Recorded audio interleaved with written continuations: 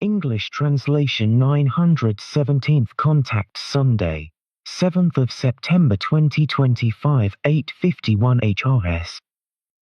I am here so early today because I have something to discuss with you. But greetings to you, Edward. Greetings also, my friend, as do you, Bermunda. What is so important?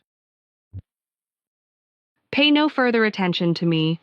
because I am just a silent bystander here until you have spoken to Quetzal, but be greeted too, because Quetzal's question also concerns me elsewhere, and I have roughly the same problem to deal with. So this one is of the same kind as Quetzal's, only just... I understand that, and I guess it is good if we can talk about it. But I find it interesting that you two are dealing with the same problems that I would not have expected from you, Plearin. Just that you are dealing with these things because they are commonplace on Earth. And I thought that with you, that we would not have them. But that is not the case because we are also human beings like everyone else here on Earth. Then you are actually only superior to us Earthlings technically, and in things concerning your state order, the laws, your education and peacefulness and living together, etc. Whereas you are... Yes, that makes us... no better off than we Earthlings, who just many of us, have to deal with that, unfortunately. I also had to deal with it, unfortunately, several times. For example, in the desert of North Africa, then also in India, and... well, it just happened, and I was all alone, and had to deal with it. We know that, and it must have been very difficult for you. But you managed to cope with it. That is why Bermunda and I want your advice, because you were able to deal with it single-handedly, and yes, that is why the following, Edward, which shall remain between us, because... I see. Then I will tell you how you could tackle the whole thing, and how you could solve it. But the whole thing needs patience and therefore time, because...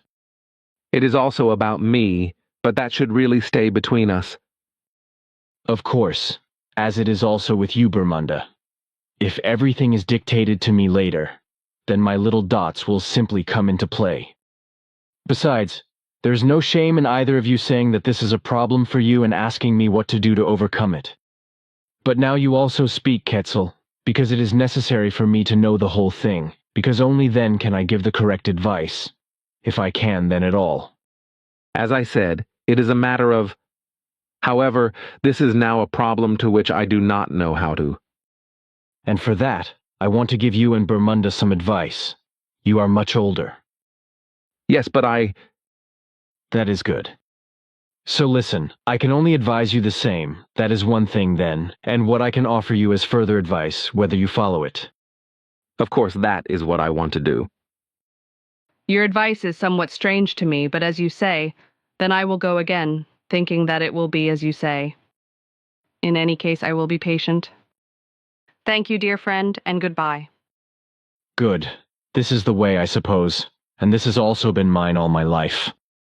As it turns out, let me know when goodbye. It is advice, and I think it is good, even if it also seems strange to me. But I will follow it. Thank you and goodbye. I will also follow your advice.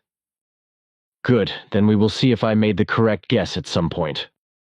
But now, my friend, I have the following. I gave my new book to Bernadette for pre-correction, and now that she has returned the corrections to me, I have realized that various things are missing in it, so I wanted to take out what was missing from the original in the computer and insert it into the corrected version. However, I was shocked to realize that what was missing was also missing from the original. So now it is not only on the stick that I give to Bernadette that parts of what I have written disappear, but also in the computer.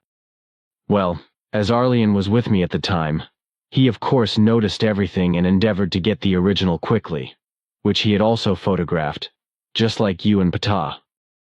So for 8 hours he was able to dictate to me some of what had disappeared. The next morning I wanted to open the whole thing again on the computer that I had saved, but it had simply disappeared. So I put the stick with the article that Bernadette had corrected back into the computer, but when I tried to open it, everything had also been deleted and disappeared. So I called Michael in the hope that he might be able to repair the damage and save what Bernadette had already corrected, and also what Arlian had returned and dictated to me. But despite his efforts, the stick remained empty. So you and Bermunda came here and brought my photographed book, from which you dictated to me again for 3 hours what was missing, which was saved. But when I tried to open it again yesterday, it had also disappeared and the folder was simply empty. Fortunately, we now have the whole thing. The whole thing of damage meddling in your work started very early, and back when Sim-Ya-Se suffered the accident and could no longer come to you, but we were only able to find that out 4 days ago. We discovered that much of what we gave you from my grandfather Svath's legacy, in relation to your articles from the 1940s, which you continued to use officially on various occasions, had been maliciously altered, and full pages of writing had been maliciously removed, and words had also been omitted, altered, and moved around in sentences. Such articles from your youth, which my grandfather corrected back then, were handed over to you by us and then officially reused by you, whereby after such a long time since you wrote the articles, you were absolutely no longer able to understand what you had written back then. Therefore, you were also unable to determine in any wise that much had been maliciously removed and even written down, or that much had been removed and distorted by the religious energies that had taken on a life of their own. This is something very malignant that has survived to this day, and against which Arlian and his large group have also been able to do very little. Obviously, it is also getting worse and worse, so your work, which you do on the computer, is being affected more and more maliciously by these religious energies that have taken on a life of their own. This. You can say that out loud, because it is actually getting worse and worse with it, which various members have also been able to witness for some time now, when they can watch me write and see what is happening. So, inevitably, it has become that I have to hire someone to do this and that, because for the life of me, doing it myself does not work. I know that from my own experience, because I am also helping you. And this is particularly relevant now, because of your new book, in which you release knowledge that you have never spoken about openly and have also not explained in detail. I am referring in particular to creation energy and creation life energy and other things whose importance and wise function for Earth humans are important for their understanding. This knowledge, which was taught by Nocodemian ages ago, which only he was also capable of as a result of the knowledge from the Arahat Athersata level, brings clarity to many things. If he had not brought this knowledge here, as well as if it had not been passed on to us, we would also have no knowledge of it. Thus, only we Plei-Aran and our federates have the knowledge of what truly arises after the passing of life and how everything behaves. And since, according to our research, in other parallel universes of our creation, a time-related return of a herald from the plane Arahat Athersata never took place or takes place elsewhere, this knowledge is only known to us and our federation, and consequently also to you, who teach and spread the teaching of Nocodemion on Earth. I know that, but Svath, your grandfather told me that I should only speak about it when the time comes, and for that I think that right now should be the time, because I think... Unfortunately, that is unchangeable, as you know, but to talk about it and say what... Yes, but at least some of the Earth humans get to know some of what really is and will come. So they also realize the effective nonsense of religions, which effectively corresponds to nonsense beyond compare. Part of what you explain in your book regarding creation energy and creation life energy and overall creation energy, you should also add to our conversation here, as well as regarding education and the other articles here. Bermunda and I think that it is necessary that all that you have explained be explained in your circles. However, it will be necessary to check in particular what I have marked for you here on my copy. We, especially Ptah, Florina, and Injana, find it necessary. But first, everything has to be corrected by us. Together with you, of course. Because everything that you have already written under my grandfather's patronage, and which he also controlled, has been destroyed, page by page, by the religious energies that have taken on a life of their own. And the sentence sequences have also been manipulated. This will involve a lot of work, which I will have to carry out together with you, because this maliciousness of interference in your work, as well as the changes and destruction and other interference in your work, are outrageous. You mean? That is a lot of pages, about 30 or so. It is also about Rebirth, which does not exist, as well as other things. Yeah, anyway, add it right here with our conversation. Okay, if you say so, then so be it. But then it has to be pre-corrected by Bernadette first. Then I can take it out of the computer and add it to our conversation here. So it is 2 articles from my new book, which might be ready next year if everything turns out to be good. But it is probably good if I paste the articles here. Alleged rebirth as it does not really exist. Checked for correctness. Svath Wednesday, the 16th of April, 1947. Eddie Meier, Niederflachs 1253, Bulak. First of all, the so-called rebirth should be brought up and serve to clarify that it does not and also cannot exist, because the creation energy form is a form that is, so to speak, a particle of the energy and power of creation. This energy, with its power existing in it, cannot become flesh. Consequently, it cannot be reborn as a human being, because as an eternally existing creation, life energy, it is absolutely pure energy, with great power, but not material like the human being it animates and which is transient. After dying, and therefore when death has occurred, the body dissolves, decays, and fades away, leaving only the bones. And so, when the life energy of creation escapes from the material human body and it becomes lifeless, it is dead. As pure energy and power, the body cannot be reborn, but it is given to it, as to every kind of life form, that the body and its organs must be animated by creation energy.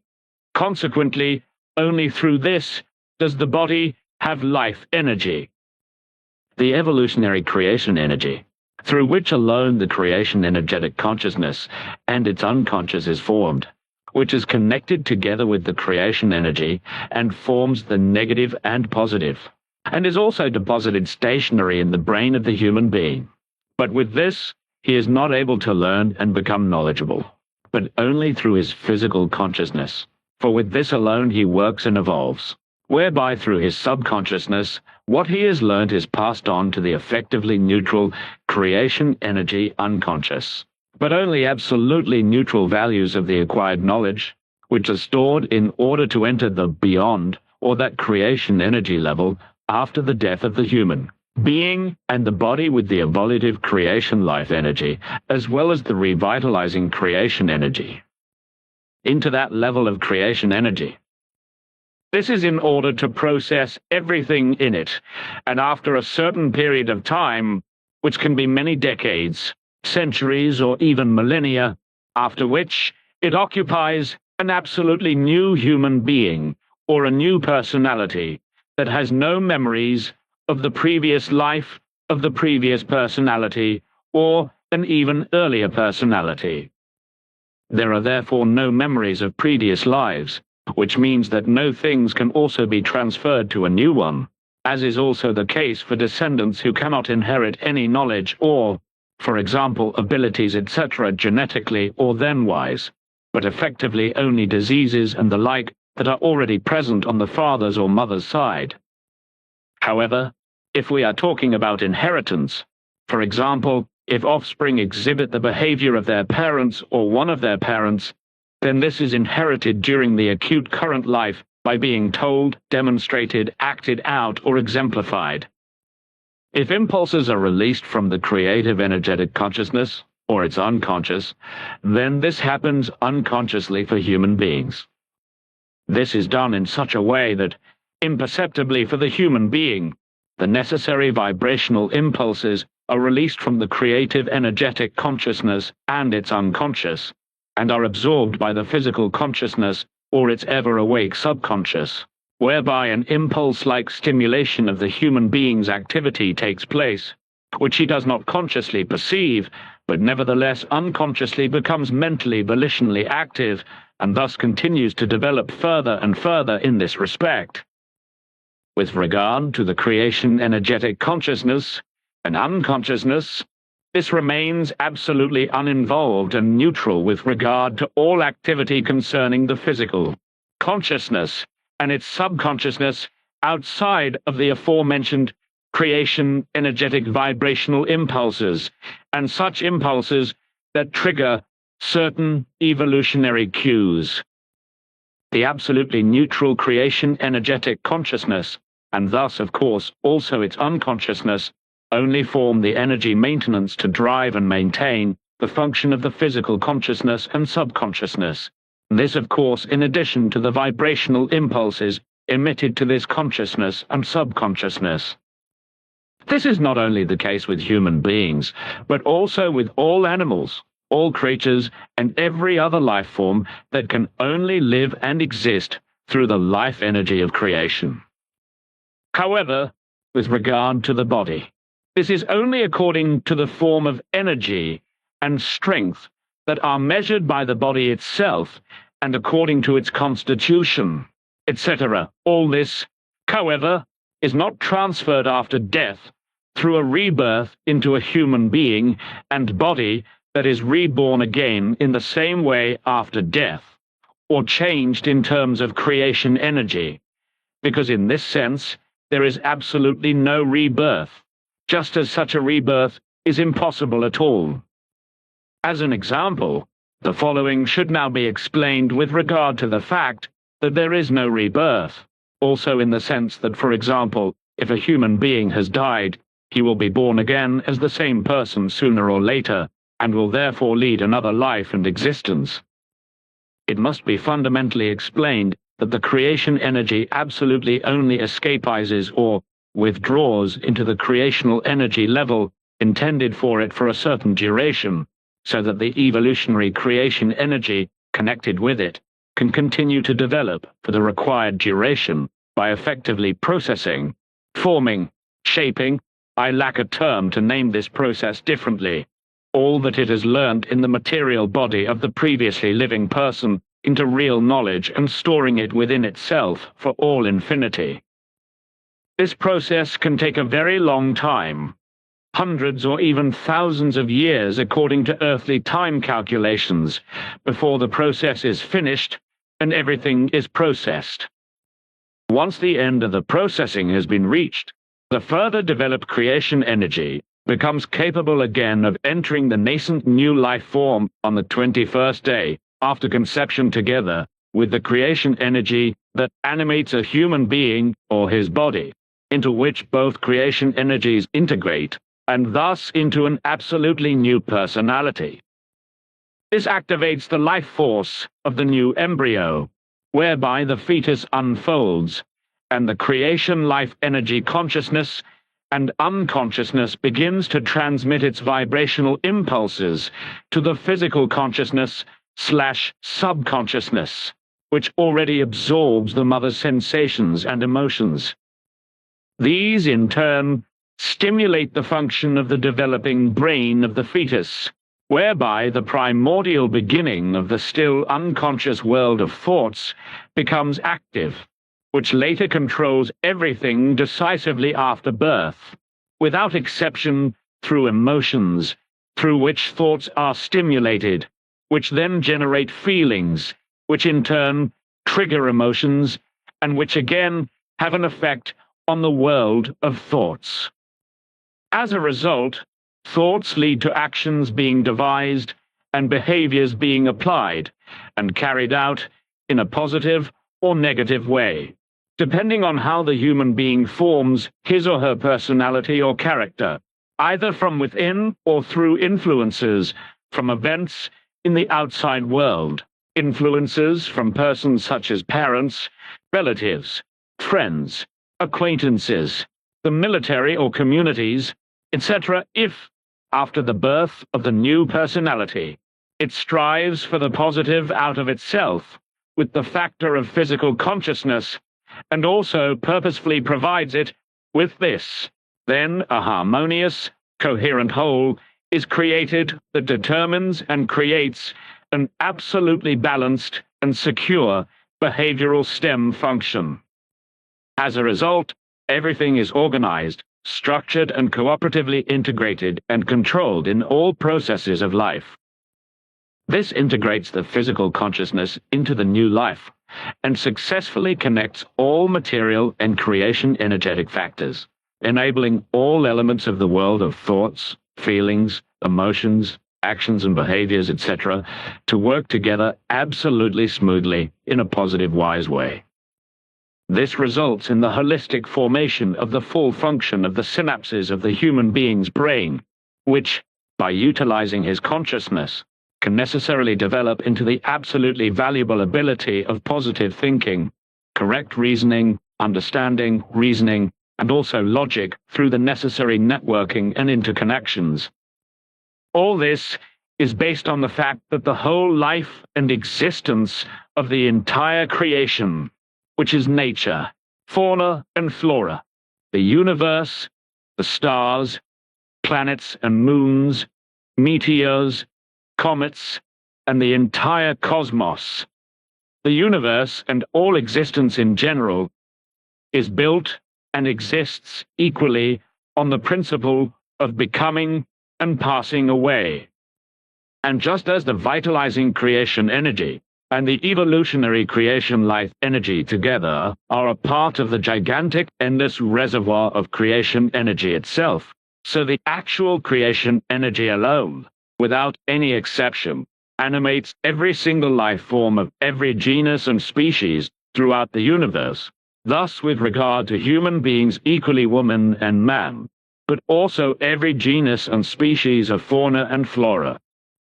This, like a further form of creation energy, namely the so-called creation element energy, animates the various forms of matter, graded according to their nature. The 7 main forms of creation energy can be named as follows: flat rate creation energy, creation energy, revitalizing creation energy,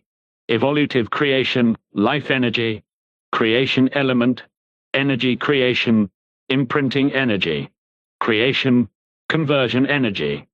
In total, all these forms of creation energy work in the area of the lowest 7-fold form of creation, which is limited in its duration, in its 7-fold universe area, whereby this already initially has a material belt cosmos, from which physical life forms are brought forth according to an evolution-determined development period, which spread cosmos-wide on formations of planets and moons, but are brought onto these by asteroids, space dust, comets, meteors, and life forms traveling through space. The universe of creation, which is 7-fold and also accordingly exists in 7 different dimensions within each other, exists and is organized into 6 pure energy belts, 3 of which enclose the material belt, and 3 of which enclose the cosmos and consist of pure energy. All forms of creation energy are given and effective in exactly the same way in the entire 7-fold realm of creation, so that everything is given equally in every form in all the universes of creation. The effective fact is that everything that happens in this respect in the actual realm of creation energy and creation life energy also occurs in natural life, and the entire plant world is also organized in it, finally according to genus and species. It is the practice of creation that what occurs in the realm of creation energy levels, and with regard to the vitalizing creation energy and evolutionary creation life energy, with regard to the life forms that move in the existence of life itself, namely, that it continues to develop in its life form creation energy in its designated creation energy realm. This happens by working through or processing what has been held and stored in the creation energetic consciousness during the lifetime. This is an evolutionary process, whereby the process takes place in relation to creation energy, while creation energy alone animates the life forms that lead a material life and thus belong to the fauna and are self-perpetuating. However, these do not include the beings of the flora, that is to say, the plant world, which includes everything from the smallest plant to the giant tree. Their vitalizing creation energy is of a different kind with regard to evolution, for this is not evolved in the creation energy realm towards a new life, for it develops in that, for example, the leaves of trees or the blossoms of flowers and herbs, etc. wither, dry up and fall off, while the root system goes into a dormant state for a certain time in order to then green up again, as also to awaken to new life. This is at least the case with those plants that have a perennial lifespan, such as grass and trees, etc.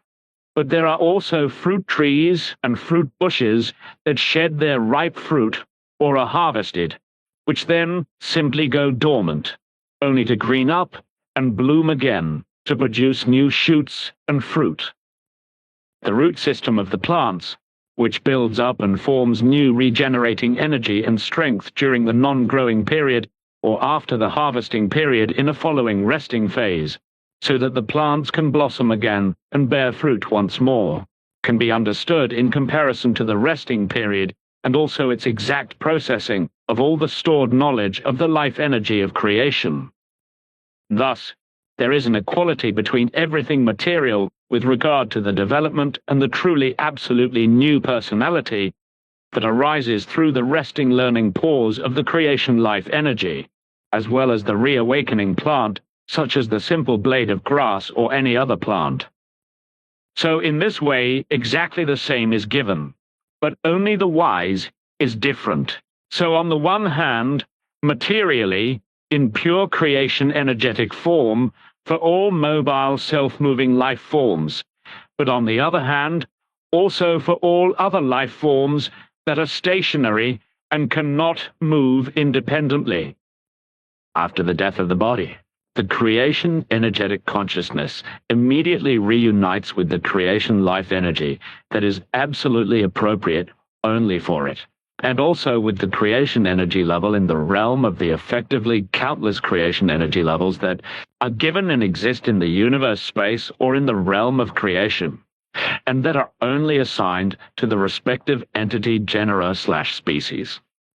This in order to process all the really countless aspects of knowledge experiences collected in their previous existences in various material personalities in longer or shorter duration, completely meticulously exactly. In this respect, absolutely everything that has arisen in the personality or life of human beings during their existence in consciousness, in the same way as in animals, creatures, or other life forms. In this sense, truth and understanding are processed, learnt and stored by the creation life energy and processed in rest as very valuable knowledge experiences that it has acquired and in the creation energy level. After a longer or shorter period of time, when all knowledge experiences have usually been processed, a creation energy consciousness and thus a new personality is revitalized, which is conceived as a human being by human beings, by men and women.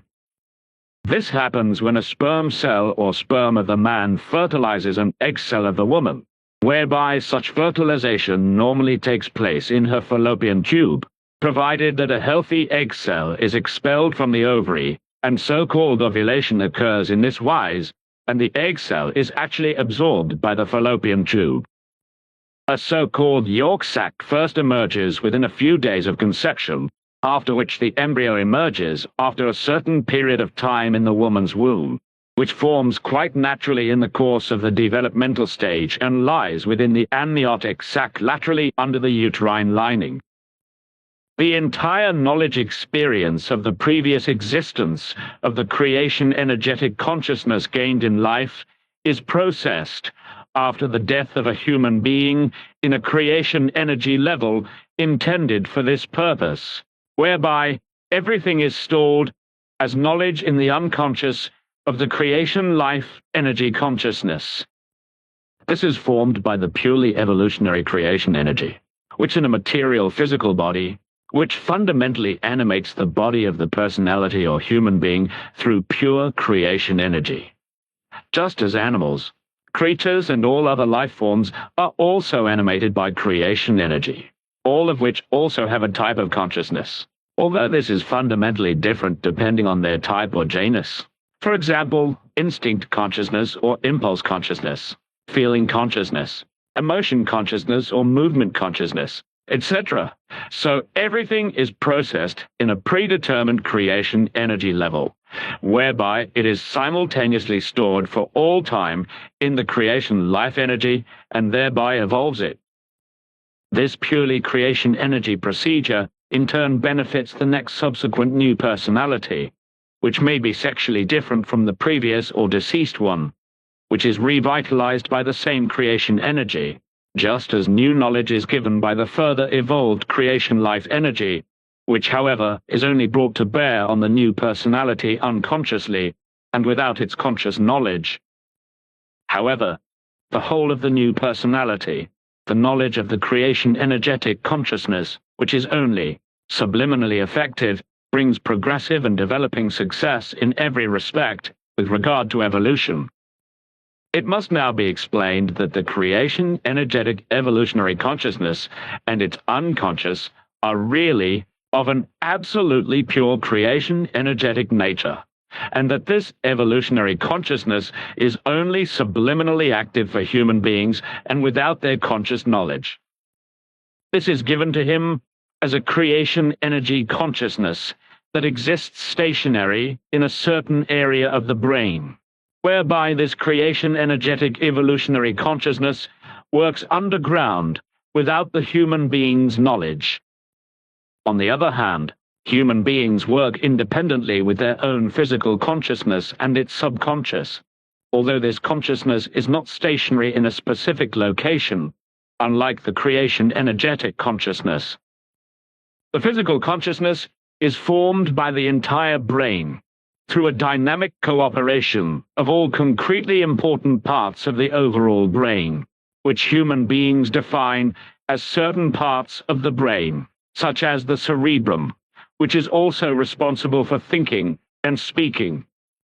Then there is the cerebellum and also the midbrain, diencephalon and hindbrain, whereby the meninges enclose the entire brain. The creation life energy form, which animates the consciousness of a human being in terms of creation energy, and thus also the corresponding personality that is formed by it, is, however, shaped by the human beings themselves.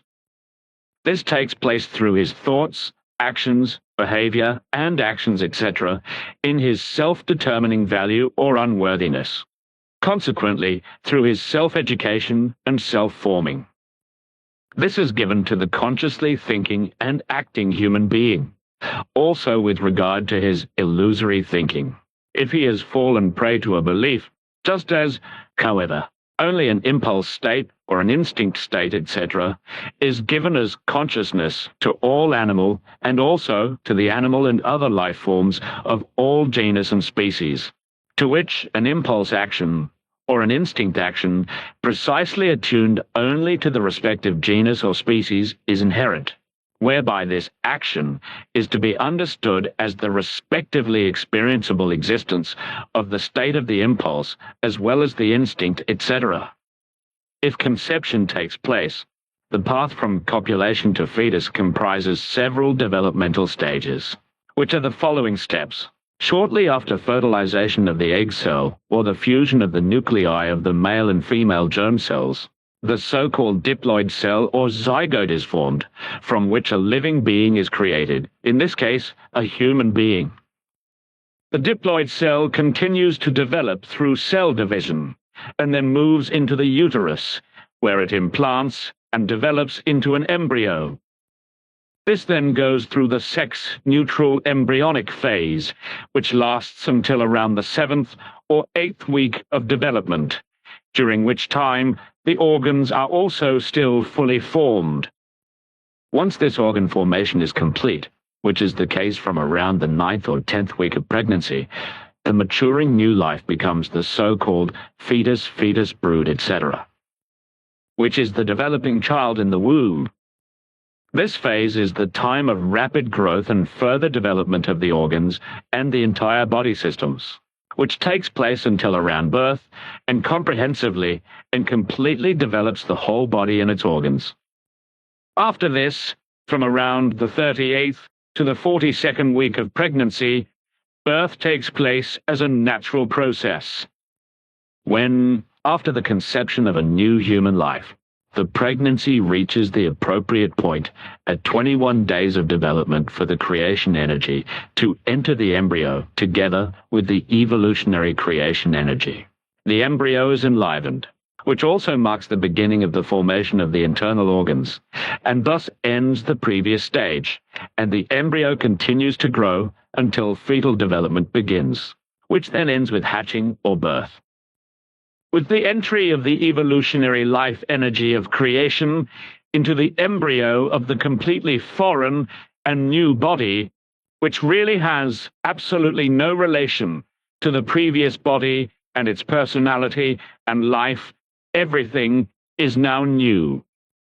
With the new entry of the vitalizing creation energy and the evolutionary creation energy into the now given new personality, an absolutely new form of a purely and absolutely creation energetic consciousness and unconsciousness also arises in it, which is stationary in the brain area of human and human-like life forms, but not as a brain organ, but as pure creation energy. The consciousness of this kind only works unconsciously for human beings throughout their lives, and therefore cannot be consciously perceived by them. Furthermore, its importance in its function is given according to the state and ability, as well as the use of the physical consciousness and the subconscious of the human organ brain, which, although highly efficient, can be used and have an extremely muted, conscious, subconscious, confusing, even pathological, etc. effect. The internal organs and external body structures are formed in the body itself. This natural process initially forms halfway before all time, before the actual life and thus the creation energy, together with the creation energy of life, moves into the embryo, which occurs on the 21st day after conception or fertilization of an egg. When the revitalizing creation energy and evolutionary creation life energy enters the embryo on the 21st day after conception, a strong energy impulse occurs that immediately leads to independent life, which also awakens the new creation energetic consciousness and its unconscious. After this, the actual life in the womb begins, whereby the embryo grows, becomes larger, and then begins the so-called embryonic stage, which lasts around 8 weeks, during which the embryo develops into a fetus, which takes place around 9 weeks after fertilization. Then, usually after 9 weeks after fertilization, the fetus begins to develop into a baby. After this process, the baby continues to grow in the womb and becomes a growing baby human being, who is supplied with creation energy throughout its development up to and after birth and throughout its entire life until it dies. That is to say, until the time of its death, and thus before the decay of the material body. Creation energy activates the consciousness as creation energy animates the body and all organs, etc. And also the subconscious, as well as the personality of the human being. Also the physical consciousness and its subconscious. The human being's free choice of all his destinies and freedom, as well as that of all fauna and flora, and that of all waters. Simyase Silver Star Center, Saturday the 17th of May 2025, Billy Edward Albert Meier. Creation energy is a purely creational energy of immense power, through which human beings are animated, as is every other life form, from the smallest microbe to the mightiest animal and tree, and consequently all fauna and flora and all waters. Creation energy, which in a direct wise has nothing to do with the personality and consciousness of human beings or other life forms, corresponds to a pure energy and power of creational existence, which comes directly from the creation universal consciousness, and is therefore also connected to all life with all its energy and power. The creation universal consciousness is the data storage factor that radiates all information for the life and work of everything that exists in the realm of creation in an unfiltered, vibrationally effective way, and thus controls it in a form of constant change and becoming. Creation's universal consciousness is therefore the all-forming and strong foundation through which all behavior and all becoming and passing away, as well as the return of all nature, and consequently all that exists, is brought about. However, rebirth does not occur through a so-called rebirth, when something dies and thus inevitably falls prey to death, but rather rebirth results from the becoming of something completely new. This is to be understood in relation to self-propelling life forms, such as human beings, animals, creatures, etc., creatures of the flora. On the other hand, that is to say plants such as moss, grass, shrubs and trees, etc., which are very long-lived and of a different nature, go into a state of rest, hibernation, after a certain period of active life, usually from autumn to spring, in order to awaken again and become active and live on with new energy when this is over. What now needs to be explained? The creation energetic consciousness and unconsciousness becomes existent through the evolutionary creation energy, which as a positive evolutionary energy creates knowledge, ability and understanding, etc. in human beings, while it forms a unit together with the negative creation energy that brings about life. The creation energy consciousness and unconsciousness in human beings, which also forms the personality via the physical consciousness, therefore only has something to do with creation energy in an indirect wise, because the latter is only responsible for vitalizing the body. This, while the evolutionary creation life energy is given as the effective factor energy and power for true evolution or further development, and thus for learning. The creation life energy does not manifest itself in a tangible or visible form, but is given as a subterranean type of energy effect that cannot be detected or perceived by human beings in any wise, in the form of an impulse to the physical consciousness. The physical consciousness absorbs the impulses and thereby begins to work and create knowledge and understanding, etc., which is absorbed and stored by the creation energetic consciousness or by the creation life energy, in order to then, after the death of the human being, process and integrate all stored evolutionary knowledge impulses in the creation energy area intended for it. Once this long process has been completed, the creation life energy is once again fully capable of entering the new personality of a human being on the 21st day after conception, in order to act as a purely creation energetic consciousness and evolutionary factor, and to activate the physical consciousness/subconsciousness in terms of impulses and to stimulate it to function and ongoing development or evolution, just as all impulsive information is released completely unconsciously for the human being. It is therefore not the negative creation energy that animates the body, but the evolutionary creation life energy that enables human beings to develop further through learning and to acquire knowledge, understanding, reason and wisdom, and thereby also to become true human beings in complete peacefulness.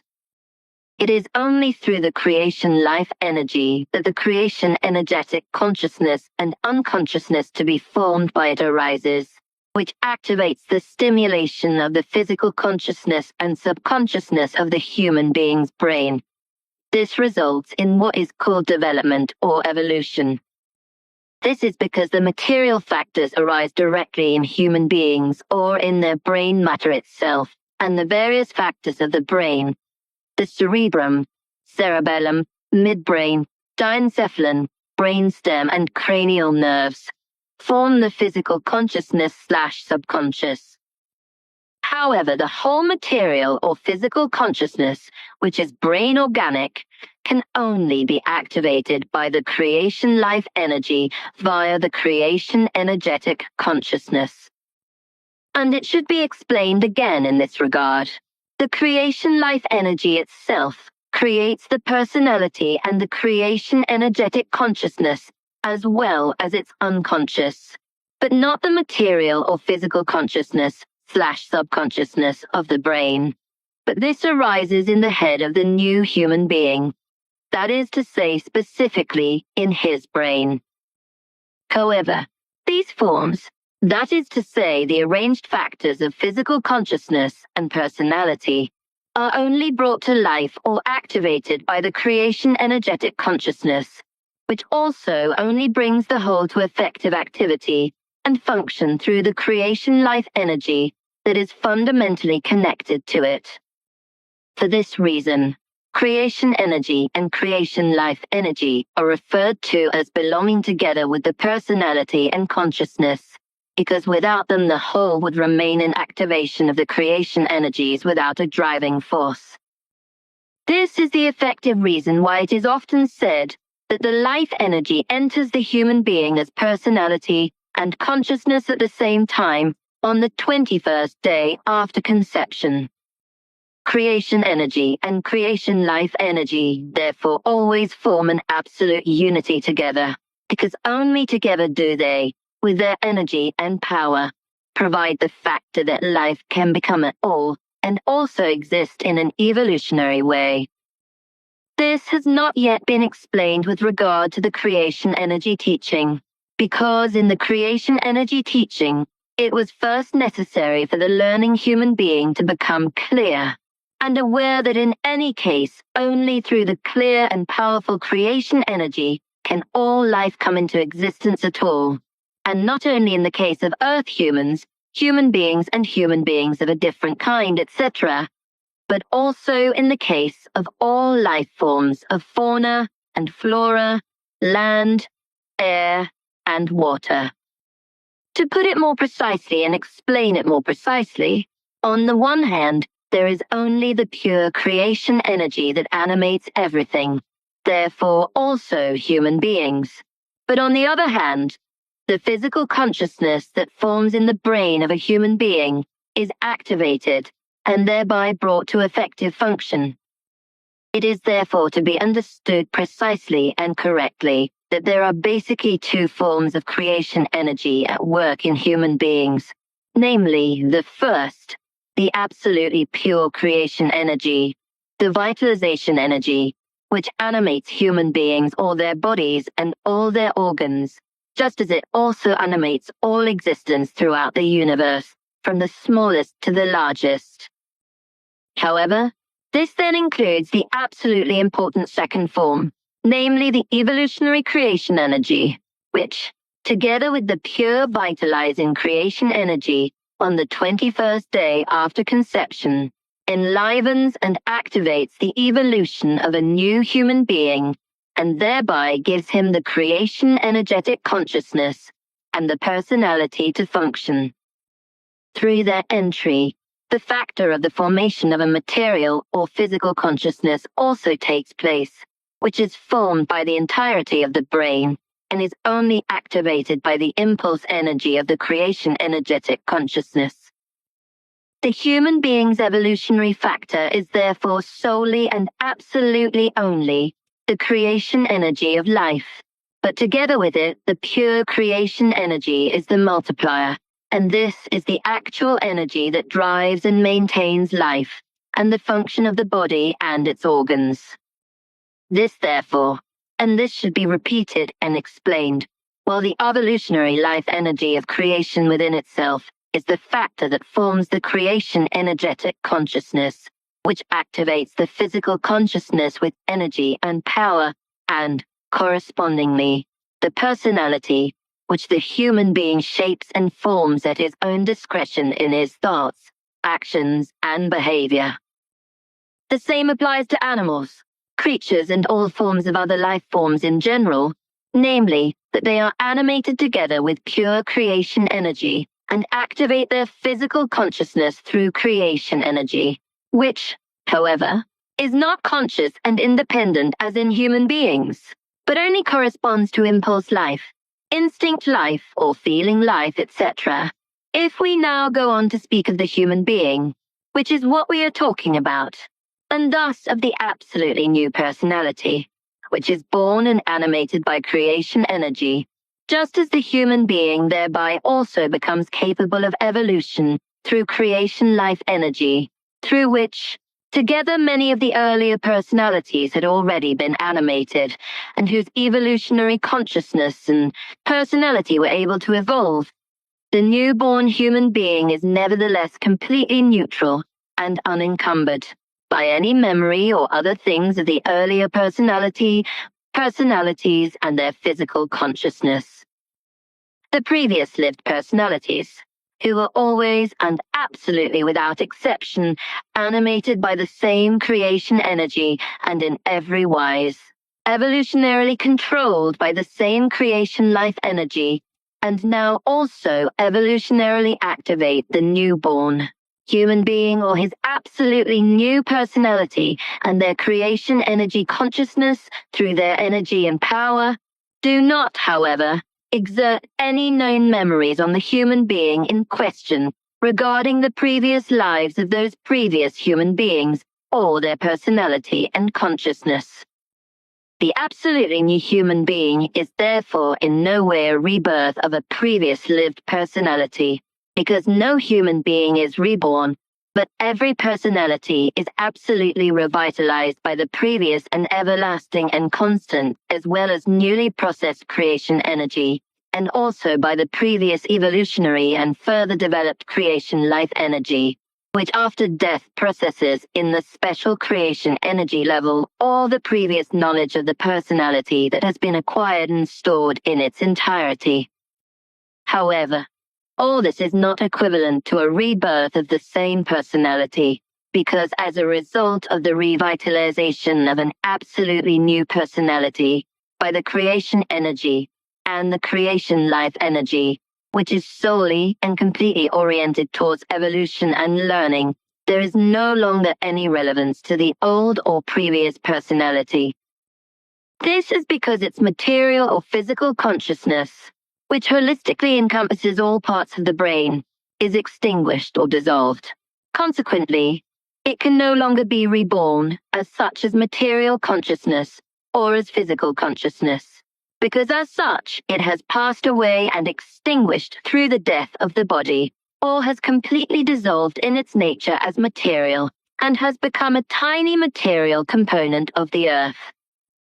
As a result, a new birth of a new creation energetic consciousness will take place or manifest itself in the material body of an absolutely new personality, which in turn activates the physical consciousness/subconsciousness in the material brain, which then, in addition to the creation energetic consciousness, will again perform the function of a material consciousness and material subconsciousness, and consequently, again the function of the thought world of human beings. So again, as with the pure creation energy that animates the human body, the creation life energy that has become capable of further evolution moves into a new personality after the state of rest and processing, and activates its emerging physical consciousness at the same moment that the pure creation energy also moves in and thereby animates the new human body and its organs. This new body in turn dies after a certain period of life through death, whereby the creation energy, as well as the creation life energy, passes into the so-called dead realm or afterlife realm, which in reality, however, is the pool of the total creation energy level of processing. That is to say, the realm in which the creation energy rests. But the evolutionary creation life energy remains in its knowledge evolution processing area until it has completed its evolutionary processing and the entire storage process of the knowledge consciously acquired by human beings, namely, all the knowledge stored in the creation energetic consciousness. After this, the energies, that is to say creation energy and creation life energy, change back into the fetus of a newly conceived human being after a certain period of time, namely on the 21st day after conception, in order to enter the fetus, to animate it, and to stimulate its physical consciousness and the new personality for evolution, whereby the new human being already lives and becomes active in the womb in order to be born, as a rule, after approximately 266 days or 38 to 42 weeks after conception. When the human being dies, the same development with the creation energy and the creation life energy takes place again after death, over many millions of years, during which the creation life energy form develops or evolves ever higher, in order to then enter into the creation life energy form. Creation energy then enters the level Arahat Afasota in order to deposit itself further evolving in this level for some time, whereby the creation life energy processes the accumulated knowledge of the previous lives, in order to then continue to evolve as pure creation energy for all time in this form, in order to one day enter the sign absolutum for the endless duration. After a long time, years, hundreds or thousands and millions of years depending on the case, the two forms of creation energy are therefore always present in a new human being, or in his body and personality.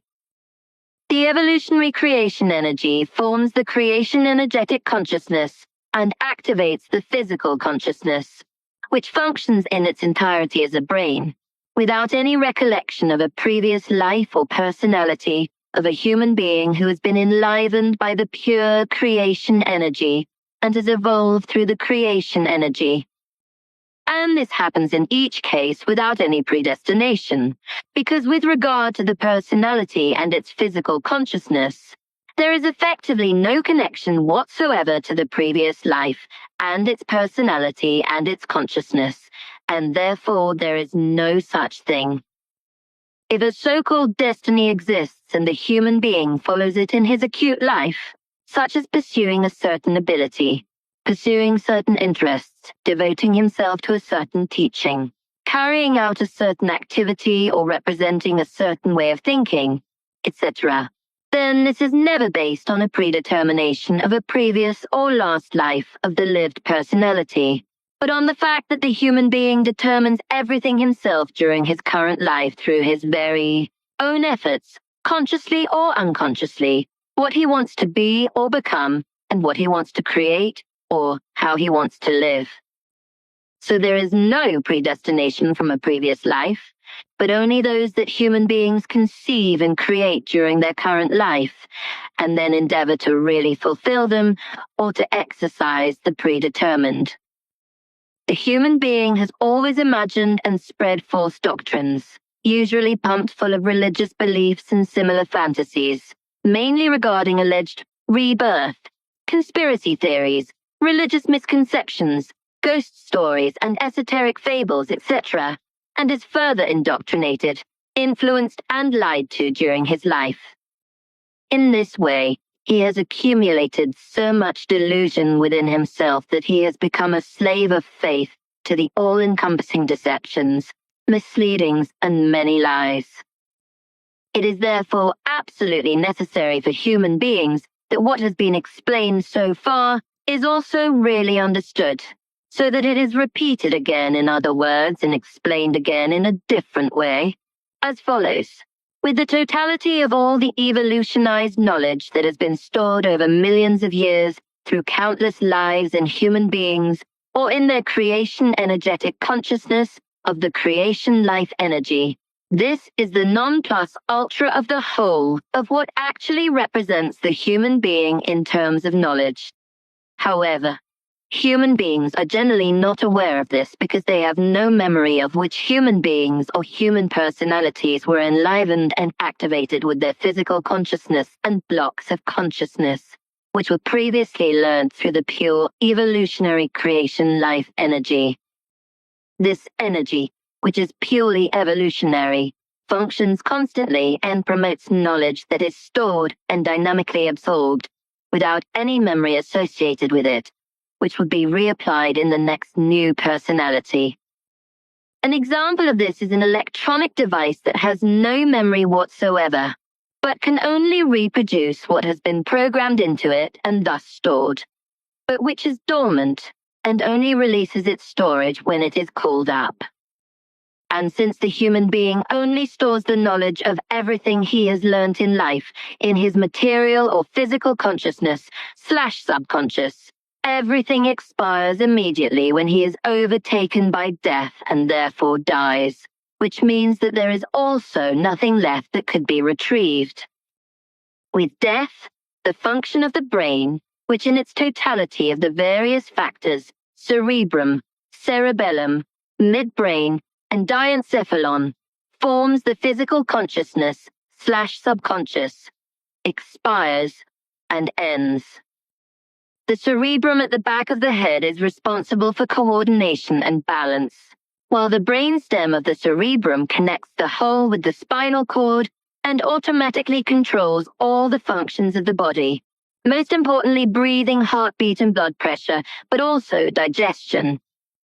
What is now stored in thousands of lives in human bodies by the creation life energy or through its creation energetic consciousness as evolutionary knowledge from the material or physical consciousness of human beings is not known or detectable in human beings in a conscious, but only in an unconscious way.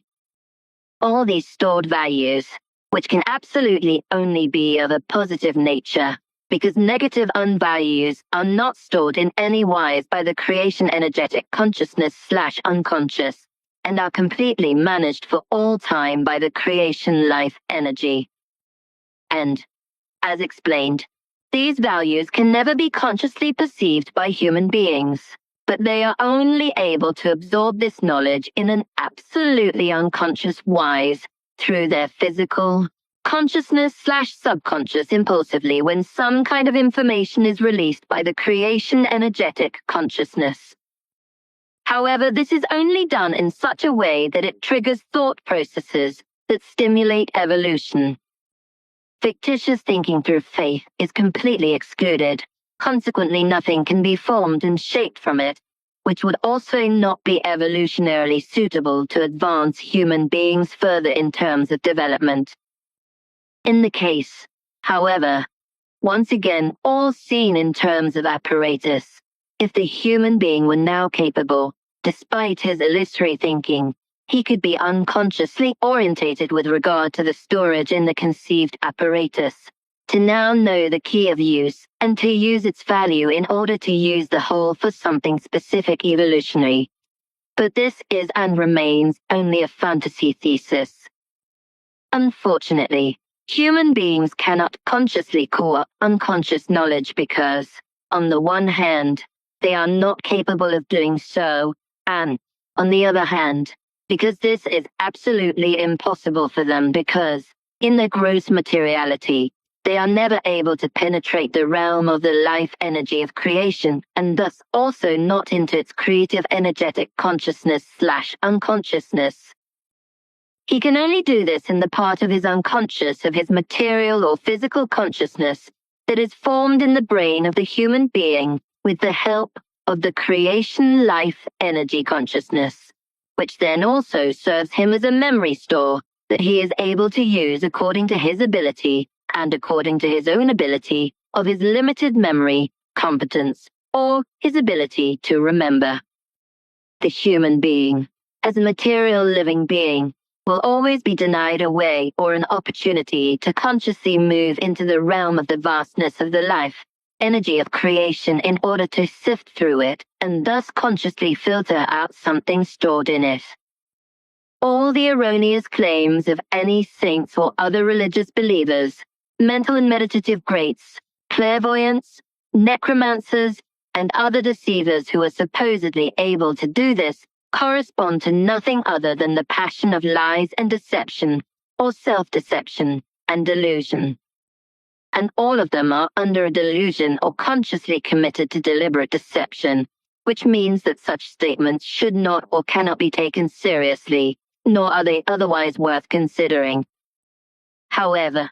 there is the rarity of the possibility that a life only expires for a short time, or that a human being's personality and body expire, and therefore his creation life energy only lingers in the creation energy realm for an extremely short time before it revives an absolutely new personality in a new body, which is partial, really absolutely only partial memories of the former personality to the slightest extent. But why and how this happens, which is effectively absolutely more than extremely rare, is beyond my knowledge, so I am unable to explain it. The fact is, however, that this corresponds to an absolute rarity and is therefore inexplicable to me. It is normal that human beings cannot even minimally remember any of their previous lives in any personality and their registrations of the creation energetic consciousness. Therefore, absolutely no human being can ever become aware of the life of or a previous personality, or be able to remember such a life in any wise. This is neither what a personality has currently experienced through creation energy, nor what has been learnt through evolutionary creation life energy. The evolutionary creation life energy, which always activates the physical consciousness of the personality in an evolutionary way, and thus also allows it to exist, has all the acquired knowledge of all the lived personalities in its own creation, energetic consciousness/unconsciousness, right up to the very first personality emergence and first function of the creation life energetic consciousness. However, this creation energetic consciousness, and this should be clearly explained once again, is not the same as the material physical consciousness of the human being, which also contains a subconscious and therefore also a memory store. The human being only receives subconsciously and absolutely only purely impulsively and unconsciously, completely evolutionarily processed and stored information from the subconscious of the creation life energy consciousness. This is in contrast to the knowledge regarding the material physical consciousness of human beings, which is created by thoughts and impulses, etc. in the brain and generally functions in a conscious manner, and also emits stored information again in a conscious manner. This is therefore exactly the opposite of the creation life energy consciousness, for the latter never releases a memory of knowledge in such a wise that the human being would somehow become completely clearly and comprehensibly aware of it. Only through the creation life energy unconscious, something is released impulse-wise, but absolutely and really only subconsciously impulse-wise, which is stored from the processing results of the knowledge of earlier lived personalities, which the human being, when he becomes clearly aware of the unconscious impulses mind-wise, is then able to use for further evolution or for new insights and for the creation of knowledge. The human being therefore develops into something very specific in life or becomes interested in something because he is not programmed prenatally by his prefrontal cortex and therefore does not have to act according to such specifications in life. It is therefore also not possible for him to act according to such specifications. However, through two specific factors, it is possible for him to create very clear and valuable predeterminations in the current life, which he can gradually fulfill. 1. The human being can orientate himself according to the impulses coming to him unconsciously in his physical consciousness from his creation energy consciousness. If he perceives these effectively unconsciously and interprets them intellectually and unconsciously correctly, which, however, as I said, only have an energetic effect on him throughout, which he never consciously perceives. Therefore, it is once again said that everything happens out of the conscious creation life energy, but without the human being being able to perceive this consciously. Consequently, he develops an interest in a very specific thing and turns more and more to it, whereby he practically determines everything for himself in the current life and prescribes himself to it. However, this purpose, which he takes up from the creation energetic consciousness of his creation life energy as a result of the impulses he is completely unconscious of and makes it part of his life's content, does not originate from a previous life and therefore not from a previous personality, but he develops this purpose himself in the current life. This takes the form, for example, that he determines to take up a teaching that was already taken up and pursued by a previous personality through the evolutionary creation life energy, perhaps 6 or 7 life phases earlier, but which is now taken up by the completely new personality and its consciousness through the energy impulses arising unknowingly and completely imperceptibly from the realm of creation life energy, because it is simply time for a further development in terms of consciousness to take place. In this wise, the human being creates a destiny for himself for something that he will do and fulfill, but never in the form of a destiny of a rebirth of a previous thing or personality. The human being basically creates for himself in the course of his life everything that he currently creates. For himself, not something that he calls a destiny from a previous life, and erroneously assumes that he is continuing what he did in his last life. There is truly no such thing, because what he might do with his completely new personality, and also with his absolutely new physical consciousness, which is only activated by the creation life energy consciousness, is completely determined by himself.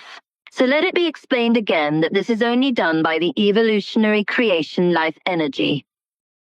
The actively living human being determines everything himself by consciously endeavoring, thinking, planning, acting, and constantly learning in order to always turn to what all his corresponding interests are in the current life and correspond only to his own self-determination in this respect. And it should be explained again in this regard that there is no destiny from a previous life, but that every interest and every destiny of a human being is created in his current life, and then brought to bear and currently modified and carried out. Every human being can create a destiny simply by letting himself drift through the possibilities of life and consciously or unconsciously acquiring this or that ability and thereby creating a destiny or fantasies for himself by virtue of his physical consciousness, which he tackles and fulfills through his efforts or exercises or temporarily carries out throughout his existence. The creation life energy consciousness is, in contrast to the personality of human beings and their physical consciousness, absolutely immortal through its own energy and power, and is assigned to the eternal continuation of existence until a fusion with the highest absolutum, the sea-iron absolutum, takes place in the most distant time in the infinite duration. Creation itself has the task, which is in itself the manifold nature of all that exists, of harboring all, life that is equipped with an evolutive physical consciousness for so long that it can sustain and develop itself alive within it, or is able to master the path of evolution. This is in order to ultimately merge with the absolute being, the immeasurable and primordial pool of total creation energy in its endless duration.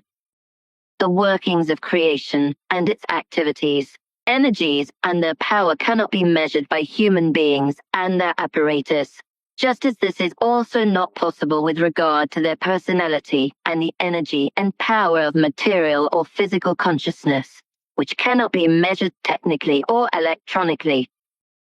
The honor of creation energy, with its immeasurable evolutionary power of creation, is also not measurable, nor is the enlivening pure creation energy by which human beings are animated, as are all other life forms, regardless of genus and species, which are also subject to the change of life and death. This is the opposite of creation, which is not the case with creation itself. However, because although its existence is not endless and is constantly renewed over a long duration, it is nevertheless transient, namely when the long duration of its evolutionary existence and highest transformation has ended, and it also returns as an energetic component to the level of the absolute absolutum and merges with it again. Creation energy is the absolute vitalizing energy and power of all living things, while the evolutionary creation life energy creates the creation energetic consciousness that stimulates the personality of human beings and their physical consciousness through activity. So pure creation energy is absolute only in the form that it brings everything to life. Consequently, only the evolutionary creation energy creates the knowledge that human beings create through their physical consciousness, which, however, can only live absolutely and comprehensively through the energy and power of creation energy, but can only be evolutionary through creation energy. The evolutionary knowledge of the physical consciousness is transferred to this for storage, which absorbs everything into itself and thereby also evolves when everything is worked up and processed in the beyond, whereby the creation life energy becomes more and more energetic and powerful, whereby sometimes some things are also transferred completely unconsciously for the human being to the unconscious of the material or physical consciousness of the human being, and he thereby develops and thus evolves mentally. This is why it is also said that the energy and power of the physical consciousness is capable of transferring its absolutely only positive knowledge into the creation energetic consciousness, whereby this knowledge does not dissolve and never disappears, because it is stored and thus remains preserved. The creation life energy continuously collects impulse like positive knowledge from the physical consciousness/subconsciousness of the human being and stores it cumulatively for later evolutionary wisdom, impulse-impregnated energy and power when it processes everything stored into effective permanent creation energy knowledge in its creation energy level available for this purpose. Everything actually happens in such a wise way that the physical consciousness only receives the stimulating impulses from its energy and power, which are its own for all time. However, this is not given to human beings and therefore not to their physical consciousness, which is only activated by the creation energy consciousness and sporadically receives information purely by impulse without the human being becoming aware of it. The creation energetic consciousness therefore has nothing to do with thoughts or with the human being's thinking, because this works or evolves through the absorbed knowledge from the material or physical consciousness in a form of a dynamic transformation into its own strong creational energy and power. The life energy of creation has an energizing effect within itself, which also means that it can impulsively absorb knowledge from the physical consciousness with its own energy and expand it within itself, thereby increasing its energy level and its power. So much for the necessary explanations to be given regarding creation energy and creation life energy, and also regarding creation energetic consciousness and physical consciousness. Now, with regard to the term spirit, or its original term geist, which originally absolutely does not go back to the universal founder Nocedemion, the following should be explained again in a brief, wise manner, namely that this is completely wrong and does not say what it really should say. Basically, creation energy is absolutely the only thing that animates all life forms. Further, the evolutionary creation life energy is what the form of the creation energy consciousness and its unconscious consists of, which is responsible for activating the physical consciousness that is formed as a whole area of the brain of human beings. This is comprehensively given the evolutionary creation life energy so that the physical consciousness unconscious is active and remains active throughout life. In addition, it must be precisely understood that the pure creation energy is still given, which also vitalizes the material body and all its organs with energy and power, so that it is able to live and exist at all, as is recorded in the ancient memories of Nocademion, in which the meaning awakening can also be found. This has nothing to do with it, because if, for example, on Earth there is erroneous talk of creational Geist energy or Geist, then this means nothing at all, because there is no such thing, but there is creational awakening energy. From this, it can be understood that creation is not creation energy, just as it can also not be called creation universe Geist energy, but correctly revitalizing creation energy is one form, then the evolutionary creation life energy as the second form, which belong inseparably together as negative and positive, and which come into being together on the 21st day after the conception of a new human being. They enter the embryo on the 21st day after the conception of a new human being and animate it through the creation energy and make it capable of development in terms of knowledge through the evolutionary creation life energy. Creation is now, as it were, the sevenfold universe existence, and thus the total energy and power of all that exists, and thus again the factor of awakening or creating, namely, through the energy, power, swinging waves and impulses of its own energy, which is important for all life forms in the forms of vitalizing creation energy and evolutionary creation life energy. So the false terms Geist and Geist energy can never be understood in this sense, because only traditional terms such as pure creation energy and creation life energy are absolute and correct. These are also the records that lead back to the herald Nocademion, who lived some 9 billion years ago and fathomed and taught the truth of his teaching when he came from the plane Arahat Athasota, naturalized it among the Pleduran and their federation, and whose observance created peace, whereby his teaching of truth, teaching of creation energy, teaching of life has been preserved to this day and is taught federation-wide.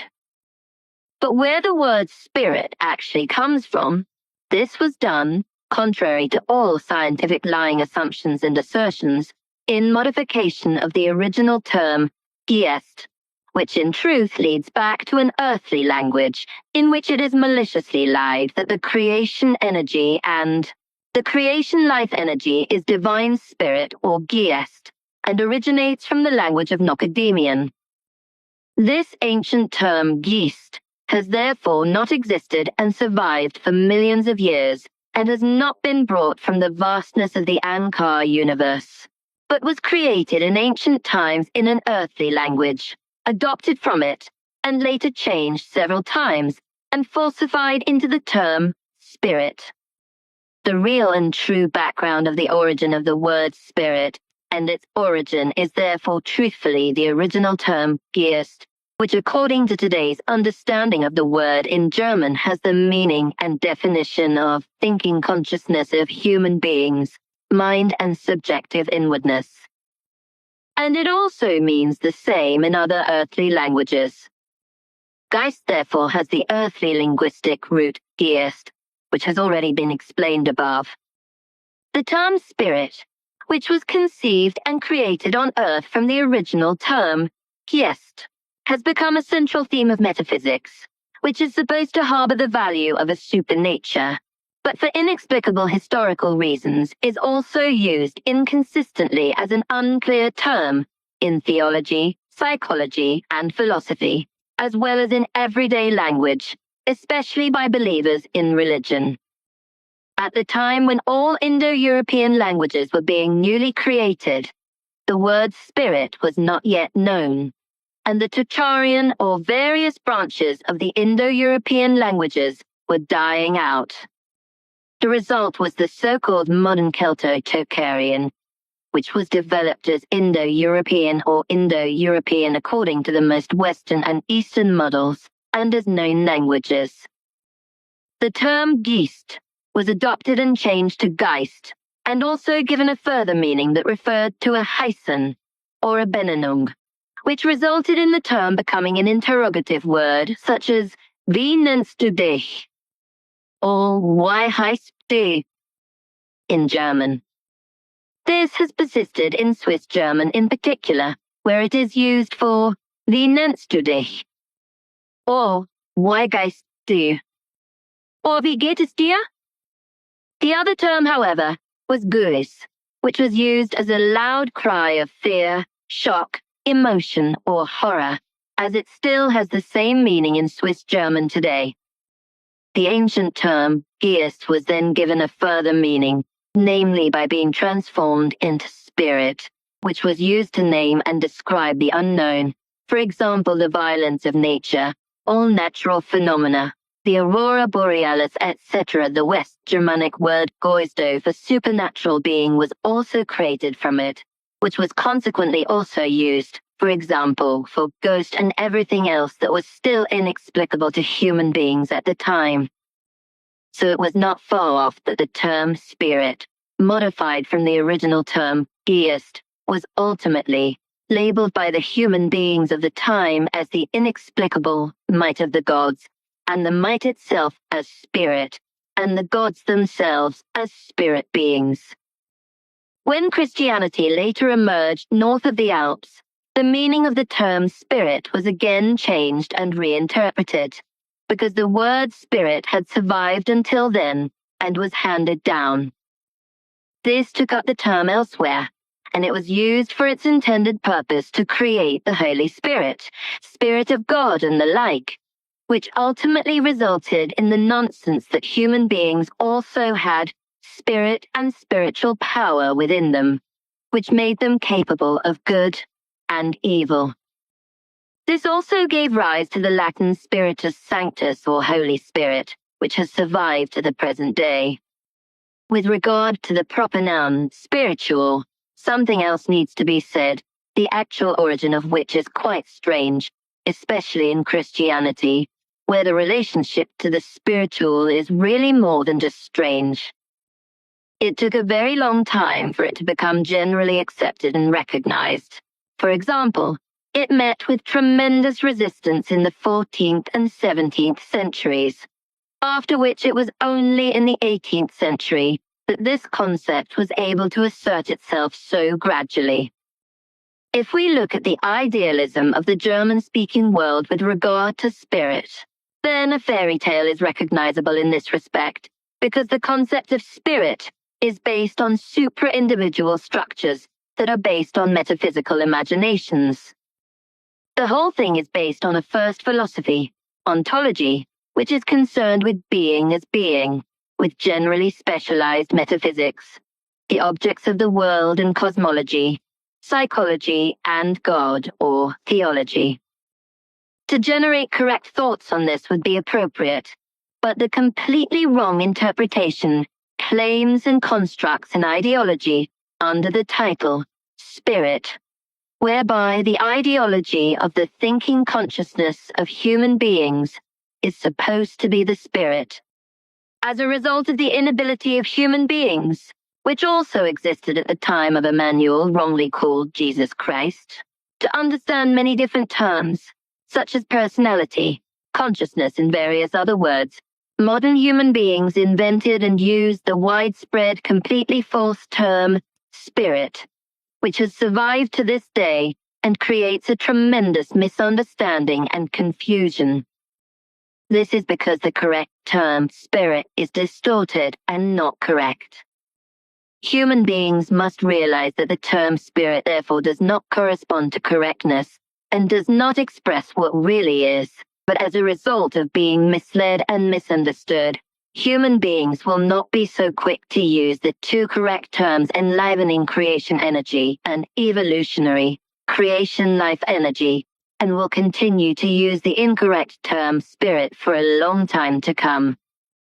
A term that makes people dependent, especially with regard to religious belief, whereby independent thinking is stifled and a false way of thinking is created. In plain language, this means that only one process takes place in the brain, which blocks the mind and all reason with regard to positive behavior in terms of self-responsibility towards the protection of all life.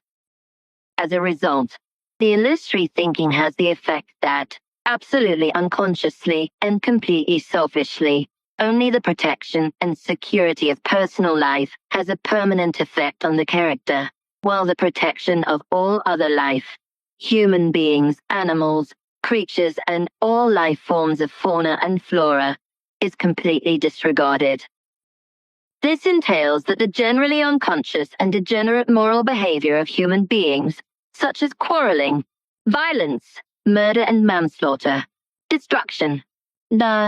terror, torture, hurting, hunting, hatred, lust for power, lust for domination, revenge and retaliation, etc., which is unconsciously stored in the character, then breaks out and breaks through, becomes active and manifests itself instinctively when, for whatever reason, the unpleasant constellation arises. All of this is effectively conditioned by character, because the human being has acquired everything through self-education, but is only superficially aware of it, but not fully aware of it. For example, when something that affects him or her happens, or when something is done by other human beings that is judged to be mean or simply not correct, but which, if it affected his or her own personality, would be done personally, because the same thing is stored and lurking in his or her own character. The best example is hatred, revenge, and retaliation, as well as especially announcing war, as many men and women come forward in delusion to murder and kill, and thereby defend the homeland. The same also results from the fact that the people are ordered to war, murder and destroy by the rulers by force and therefore compulsorily or so. And those who obey the orders then do what is in their character. When the first enemy confronts them, openly or covertly, they kill him, which is the beginning and the start, and the murdering and killing continues and becomes a joy and a hobby. Well, the whole of the consequences of the ingrained false thinking of human beings will continue to bring many misunderstandings, death, misery, discord, hatred, revenge, murder, and manslaughter, and destruction, etc. for a long time to come, which will only be eradicated very slowly and gradually over many centuries. So nothing remains but to explain the values of the teaching of the heralds, or the teaching of truth, teaching of creation energy, teaching of life, as it is really called, as well as the meaning and unworthiness of the religiously conditioned prayers with the term spirit, as it has been used so far, and will continue to be used by the insanity and delusion of the earthlings. Therefore, the following should be said in this regard. Prayers, it should be explicitly stated here, are not and never addressed in their value to a god, saint or angel, etc., but in their entirety solely, and always to the praying human being in question himself, who utters them only in thought, silently or aloud. Given prayers, whereby of course one's own prayers can of course be composed, thought and spoken,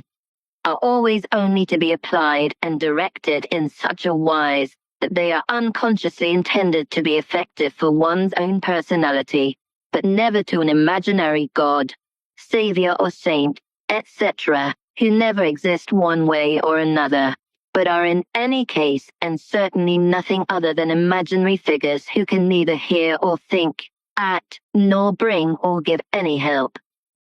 It is also absolutely possible that such prayers can have a calming, swinging wave effect on fellow human beings who are praying, or on those who, for whatever reason, are unable to perform such a prayer themselves, so that such a prayer is recited to them.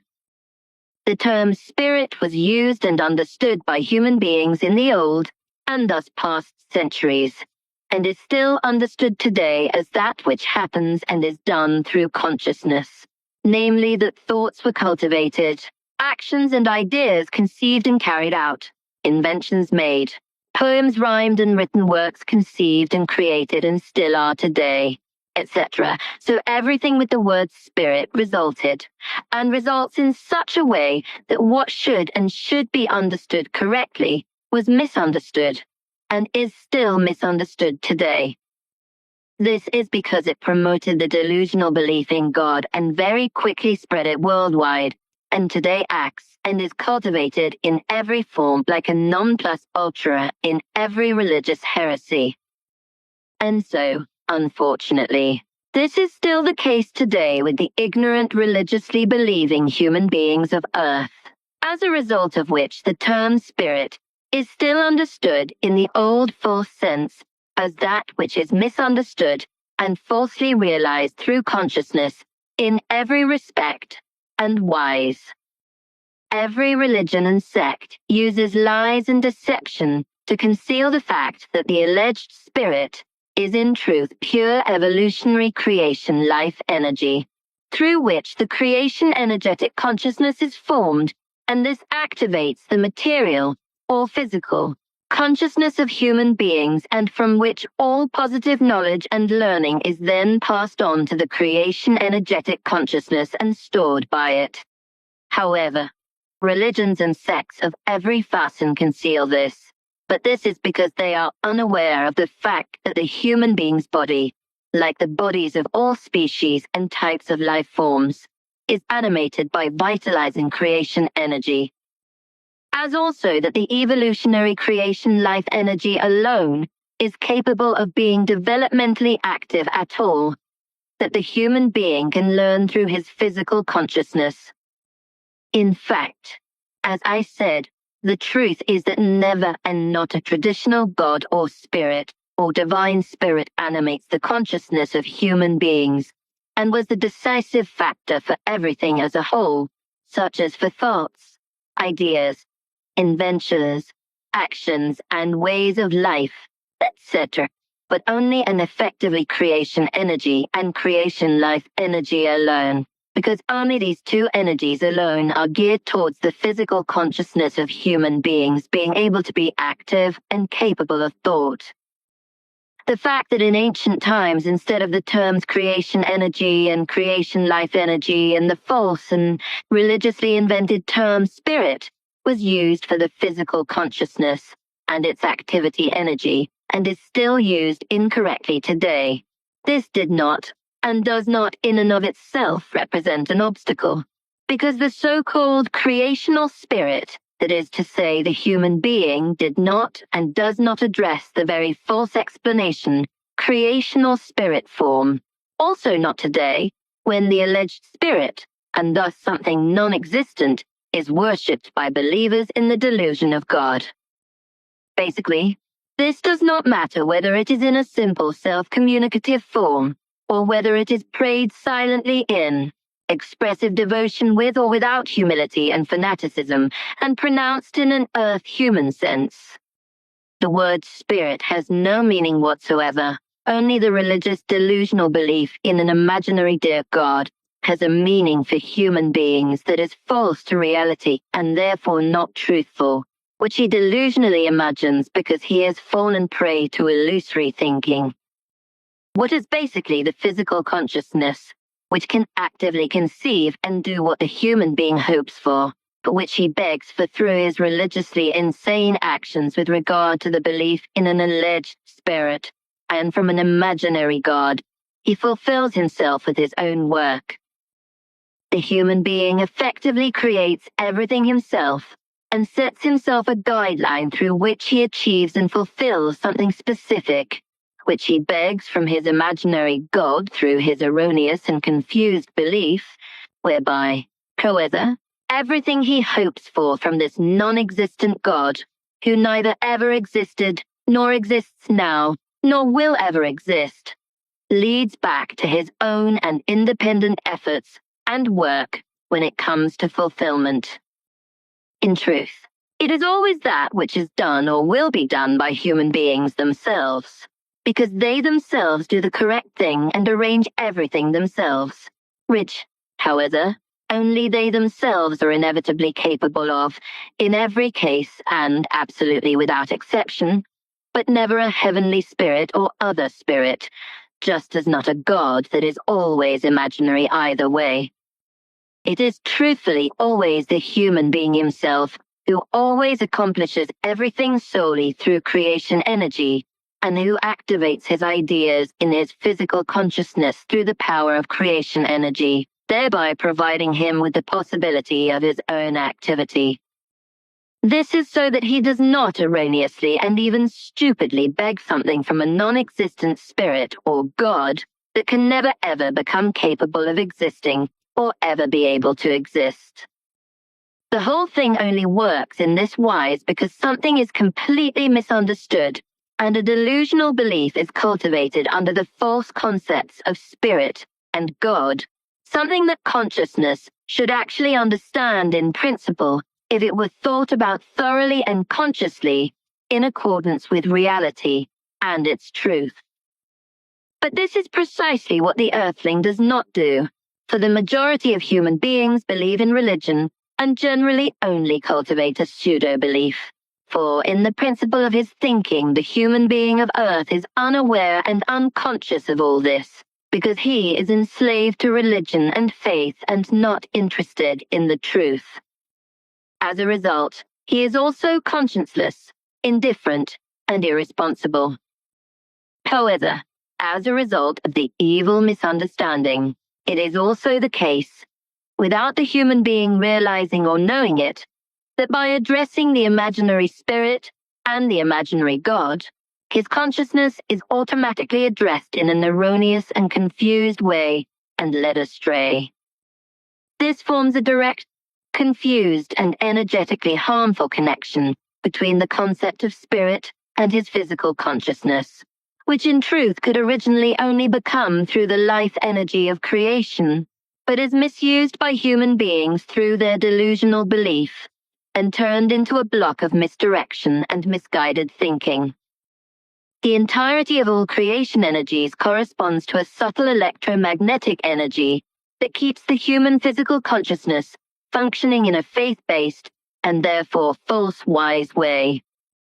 The seat of the creational human creation energy is located in the roof of the midbrain, in the paired node, the so-called superior colliculus, whereby the creation energy is the factor of vitalization of the entire body, just as the activation of the personality block and the consciousness is given by the creation energy.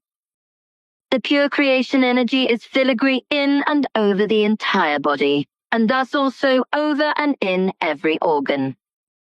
As such a factor, creation energy does not exert any idea or thought processes, etc., but is only vitalizing.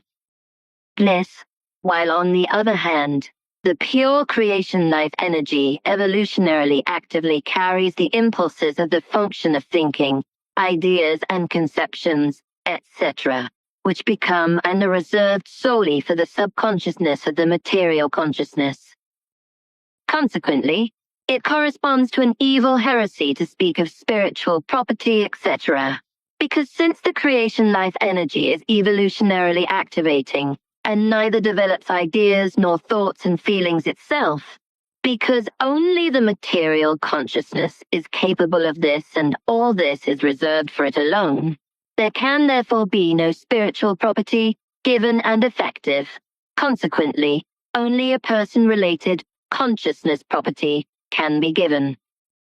In the same way, absolutely no mental illness or mental confusion, etc., can also appear, because in truth no spirit exists, but only the creation energy that animates the body and the evolutionary creation life energy that works in a creational human way as a really tiny part of the mighty and powerful energy of creation universal consciousness, which is given out and absolutely untouchable by human beings in every conceivable way. The material consciousness can be manipulated by human beings and can also be damaged in any way, such as by accident or illness, mental or psychological overload, or by alcohol, drugs, gases, or other environmental influences, etc. As a result, very serious consequences can occur. As a result, very serious damage to consciousness and diseases of consciousness, etc. can occur.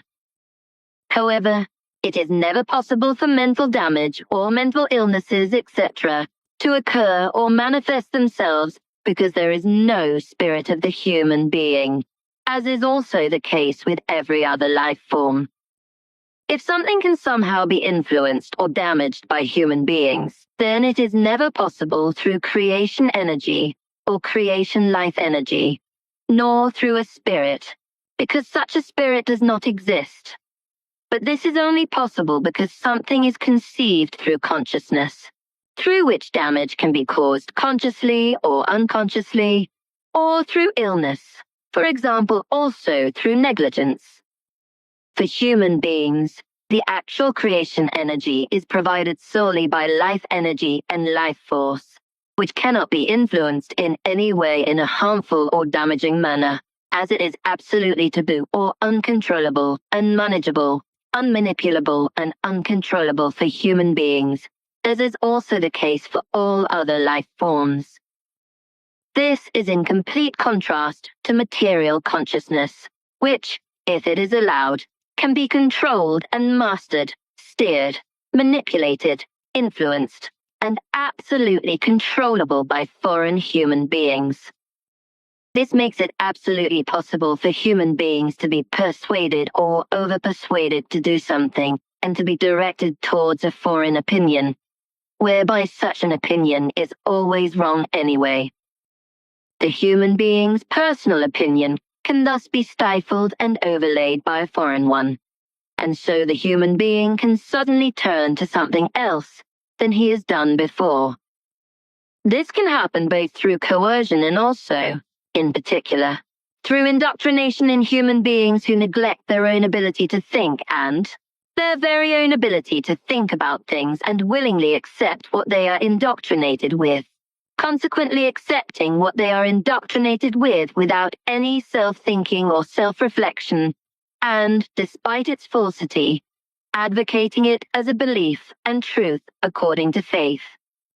This form of indoctrination usually takes place to the highest degree through the diversity of religious lies and religious deception, whereby countless false thinkers and those who are easily influenced by opinion, as well as those who do not think the truth, the fickle as well as many gullible people quickly and unthinkingly and without hesitation give in to the lies and deception of irresponsible persuasion, the hashing out of beliefs, and the religious deception of their vehemently indoctrinated opinion, and thus fall prey to the beliefs they have been taught. This also happens through indoctrination, which sectarians, the hateful, the self-aggrandizing, and the self-aggrandizing, etc., are mainly geared towards, namely by attacking gullible friends, acquaintances, and other human beings with a variety of lies and evil deception, and by thoroughly embarrassing and convincing them with false truths until they ultimately accept the whole muckraking, unchecked in their crazy delusions of faith, as their own opinion, and vehemently defend it. This only to suddenly realize one day, as a result of their waking intellect and clear reason, that they have been taken in by lies and deception. In this way, many human beings can easily be converted or persuaded to religious faith, or, as a result of their gullibility or forced belief, can be indoctrinated into believers or even religious fanaticism, even to the point of murder, for example, also in a military wise, or to anything else that is not of the right, and simply hostile to human beings and faith, etc.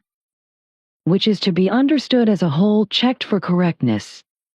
Schwath, Wednesday, the 20th of April, 1949. Eddie Meier, Niederflachs, 1253, Bullock. I want to record in writing what I have learned from my wise teaching, Schwath, so that one day those human beings who are interested in effective reality and truth, and who want to strive to become truthful human beings will know it. But my words should also clarify many aspects of what I have experienced and learned from Schwath, and what I have seen and experienced together with him when we have fathomed reality and truth in old and new times. The human being's evolutionary task, as I have learned, is to build himself up as a materialized creation life energy form in all that is good and positive in such a way that all the energy and power of the life impulse is constantly able to assert itself better and stronger, and also more intensively. However, this is only possible if the human being continuously educates himself through his independent learning and thereby recognizes and gets to know reality and the effective truth, and also really understands it completely. This, as he necessarily turns away completely from all beliefs of any kind and makes conscious thoughts and logical decisions and moves through his life by acting justly, clearly, and worthily. What the human being has to learn as a whole, and thus also become aware of what life and learning to live really mean and how he should live and lead his life effectively, can only be based on the fact that he uses the creation life energy and its power in his daily life and allows it to manifest within him, whereby he can allow all the necessary knowledge to grow within him. However, no religious or worldly beliefs or assumptions and theories are appropriate, suitable, or necessary for this, because an assumption or theory regarding the effective truth and regarding learning, especially regarding the way of life, only ever corresponds to an obstacle. Reality and its truth can never be found in it, and consequently, nothing can also never be confirmed. In particular, an assumption or theory regarding lifestyle generally only leads to confusion and, as a result of this, farther and farther confusion, so that the increasingly confusing problems increase and result in a lack of understanding and swimming in a chaos of thoughts and unparalleled confusion to such an extent that every logical solution is pushed away from the correct lifestyle. Consequently, no life situations can ever be practically translated into reality through theories, but it is effectively only realistic and truthful thoughts and the positive realizations arising from them, as well as the resulting actions that lead to success. This is particularly the case when it comes to learning to make a real and true human being of oneself through one's own realizations, energy, and strength. This requires a great deal of understanding, tolerance, and true neutrality towards oneself, but also joy and perseverance, as well as honesty towards one's own personality. It is also very necessary that the important work to be done in terms of thoughts, feelings, and behavior is done with enthusiasm, generosity, and an honest willingness to help oneself. However, this is also necessary with regard to a right and good cooperation with a close acquaintance, as well as with an unknown fellow human being, because empathy and equally comprehensive and self-explanatory forbearance are also necessary. This is just as important as loyalty and real and honest love, but also understanding for oneself, as well as the knowledge and awareness of creation itself, which is the entirety of everything visible and tangible, but also everything invisible and intangible, everything that exists and therefore not the work of a religious imaginary God. As delusional believers erroneously and delusionally imagine this imaginary figure and worship it begging and pleading, "Well, there is no God creator, but only the true creation, which is everything and everyone, the whole of nature with all its fauna and flora all around, as well as everything that exists on all sides of the universe and all dimensions in general, in sevenfold form, as Sfath teaches." And this teaching of his also conveys that diverse life exists in the universe, in everything and everyone, in every matter, in water, in every stone, and even in ice, in which viruses, worms, and the microscopically tiny living organisms bacteria, which are also microbes, are found, along with their genetic and functional potential, when they are released sooner or later and can then begin to take effect. These are tiny individual cells that do not have a nucleus. And all this life has developed on Earth and adapted to earthly conditions, like all life in general, right up to the life form of the human being, but the origin of it was brought here from outer space, namely by comets, meteors and asteroids, but also from outer space itself, for this is probably empty of air, but countless and diverse species of amino acids, microbes, viruses, and even microalgae and plant seeds, etc., are buzzing around in it. They drift onto planets, moons, comets, meteors, asteroids, and other space travelers, inseminating them and causing everything to fall onto planets and spread. If these float down on planets that are capable of gaining a foothold, then they develop and thrive. Consequently, they emerge from the energy and power of the planet, and are therefore planetary in every form, but were originally brought here from outer space, from where they also enter the solar system and its planets, etc., and unfold according to possibility, and thus become planetary. Through the evolution of blown seeds from outer space, or brought here by comets, meteors or asteroids, millions of fauna and flora are formed. But here and there, it is also the case that life forms that have traveled far and wide bring seeds and other things with them when they are able to travel through outer space. This, such as humans or human-like life forms, which are humanoids, that is to say human-like, but not human beings in the sense that corresponds to Earth humans, Homo sapiens. The lineage of the humans does not descend from an ape lineage, as Charles Darwin's theory claims, because the evolved Earth humans developed in a special way from the ground up in various life form phases, with a DNA specially adapted to them, as it exists in the entire life form realm of all life forms, in all matter belts in sevenfold dimensions of creation itself. This means that, without exception, all life forms in the entire matter belt area are provided with DNA according to their species. Note Wikipedia. March 2025. Billy explanation. Deoxyribonucleic acid, or DNA for short, is a macromolecule made up of 4 different deoxyribonucleotides in the form of a double helix. DNA contains the genes that encode the structure of all proteins, and therefore contains almost all the information necessary for cell function. This also applies to all those human beings who traveled further afield, as well as to all the various human-like life forms that came to Earth, whose bodies were reptilian or animal-like, etc., and who were generally regarded and worshipped as new gods by the Earth humans, some of whom were distant descendants of those who traveled further afield and had forgotten their ancestors. This, as Earth humans have done since time immemorial with human beings from Earth, who brought teachings or heresies, made circles of faith and religions of faith, etc. out of them, and found followers for them, some of whom were strictly fanatical, and others even dangerous to the point of murder.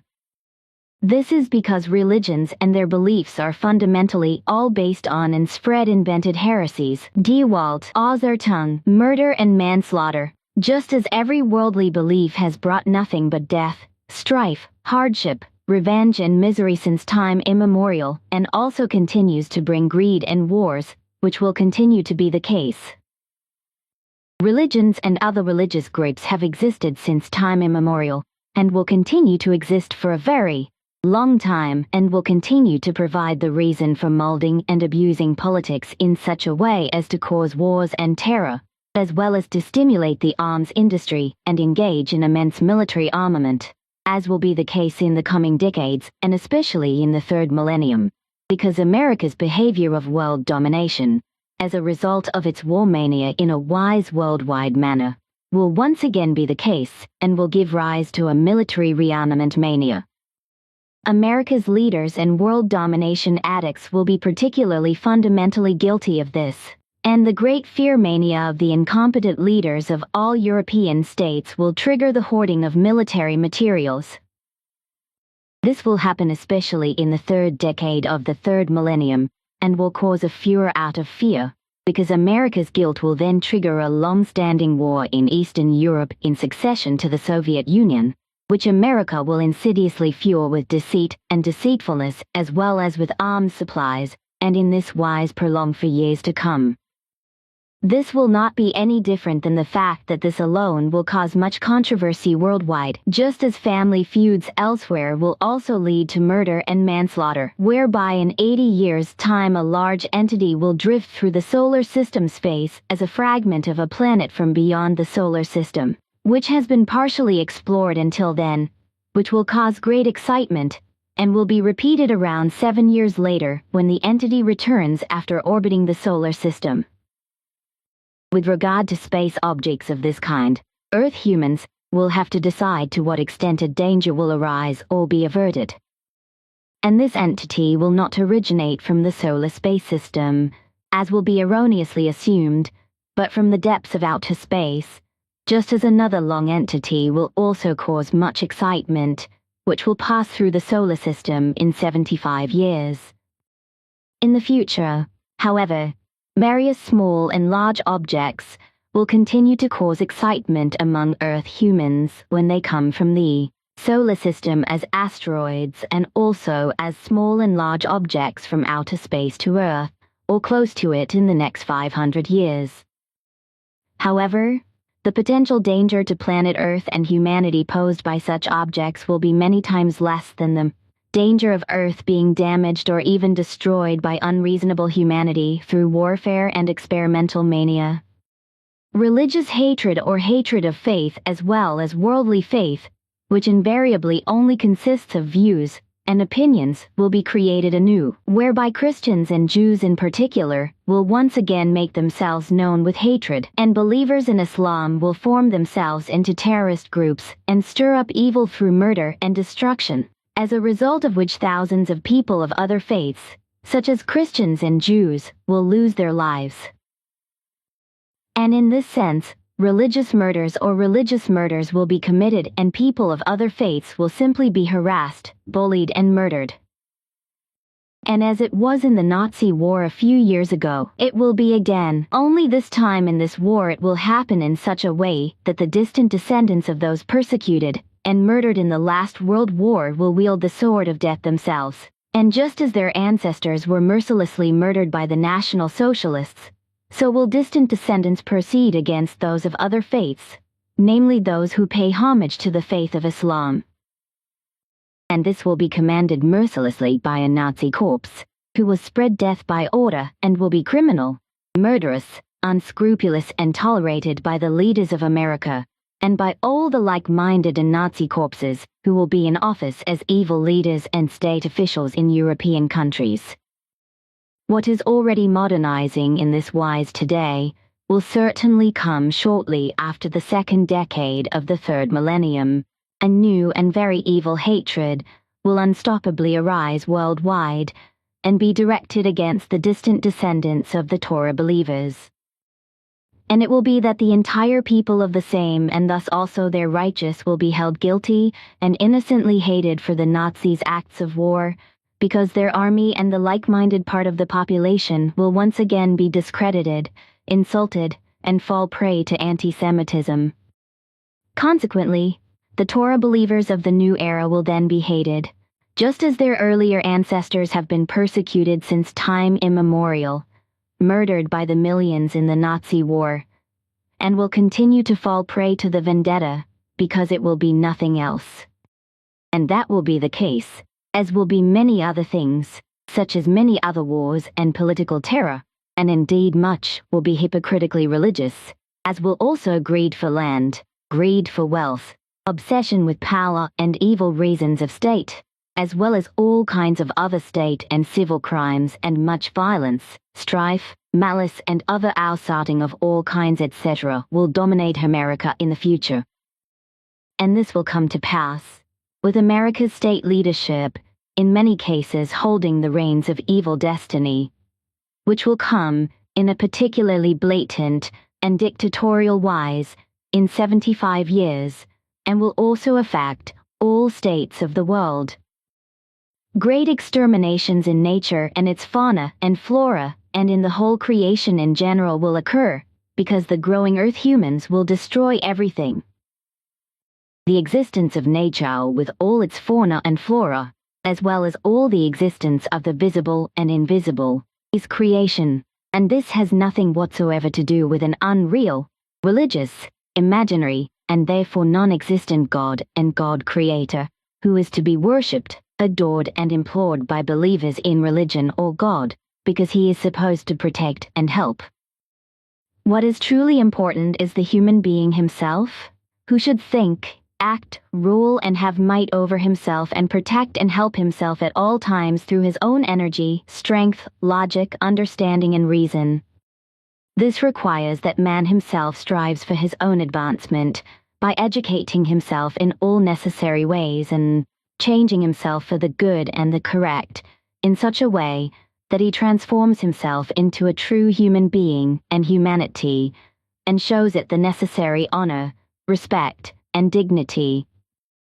The human being, however, should urgently take this seriously and necessarily tackle and implement this change in the foreseeable future in order to save what can still be saved, but unfortunately he will not do so, which will lead to bad consequences in the long term. Soon new wars and other calamities will sweep over various peoples and states on Earth, bringing endless suffering and misery to all nations around the globe. The climate will also change and bring many disasters, deaths, tremendous storms, destruction, and, in the north of the Earth, great heat and forest fires, which will bring hardship and destruction, especially in America with regard to the great forests, as well as in Europe and in various states in the Far East, but also in many other states worldwide where forests are an important part of the land. In many countries on Earth, the evil of illegal logging for financial gain will also become a reality, as will large-scale forest eradication as a result of land reclamation for cattle pastures, although this land will lie fallow and become useless after just 2 or 3 years. Irresponsible companies will soon be set up, to which those unfamiliar with nature and those on the take, as well as wealth-seeking and naive state officials, will grant state licenses in order to legally destroy very large forest stands and clear-cut large areas of forest in order to exploit the wood from the trees for horrendous financial gains. This will have an extremely negative impact on the climate as a whole due to the loss of oxygen and the production of toxic gases, which will also have a very strong impact on nature, fauna and flora, the planet, the atmosphere, and the climate as a whole as a result of Earth humans irresponsibly multiplying by the billions in the future, to such an extent that a climate upheaval will be unavoidable. In the main, however, it will be exhaust gases from cars that will cause Earth humans to release polluting and poisonous toxic gases into the atmosphere, along with exhaust gases from factories and working machines, which will increasingly pollute the climate. But it will also be greenhouse gases and all kinds of other air pollutants, such as carbon dioxide, methane, nitrous oxide, sulfur dioxide, nitrogen oxides, carbon monoxide, volatile organic compounds and particulate matter, etc., that will contribute to damaging and upsetting the climate and causing an anthropogenic climate collapse, that is to say changes to the climate system caused solely by Earth humans. As a result, the climate shifts will cause enormous storms in some places, causing much destruction and death as well as misery and hardship, and elsewhere, other states will be hit by great droughts, and the land will not recover for years, causing everything to wither and die out, and then also become devoid of human beings. And mountains will come crashing down, claiming many human lives, filling up and destroying villages, just as floods will also bring many deaths and destruction. And what I want to say for the future, what Svath and I have seen and experienced, will be evil and very bad, with many evils, deaths and wars being created by an emerging artificial intelligence, which will cause disaster in some places. And too many human beings will cause the atmospheric conditions and the land and even the soil kingdom and the necessary water conditions to change, and the land will even dry up in many places because the rains will also fail to fall, as once happened on Rapa Nui, for example. And truly, through Earth humans' own fault, there is a threat of near destruction worldwide in the coming time, just as there is also a threat from solar space that will create fear, horror, death, destruction, and other calamities. And further disaster will soon begin in Korea in just 10 months' time, carried out and interfered with by the Western world domination addicts as they have done since time immemorial. With the start of what is to come in Korea, the course of what will only mean doom will begin, namely the very long-lasting epoch of war mania that will reach far into the third millennium and spread to the rulers of many countries. The guilt of this madness will be triggered solely by the Western world domination addicts, which originally began with the irresponsible dropping of atomic bombs. But what will come again in Korea will then unstoppably trigger the mad war mania to which many state leaders and otherwise evil addicts of the lust for power from the military as well as politicians and from the populations will fall prey, and this will henceforth be unstoppable for a very long time until well into the next millennium. And the majority of the peoples of all states will be responsible for this, because in their indifference and irresponsibility, as well as in all elections, they will appoint the power-hungry and those incapable of leadership as their national administrators, leaders and rulers, without the responsible voters caring in their indifference, and without anyone endeavoring to find out how, who and what the people to be elected basically are.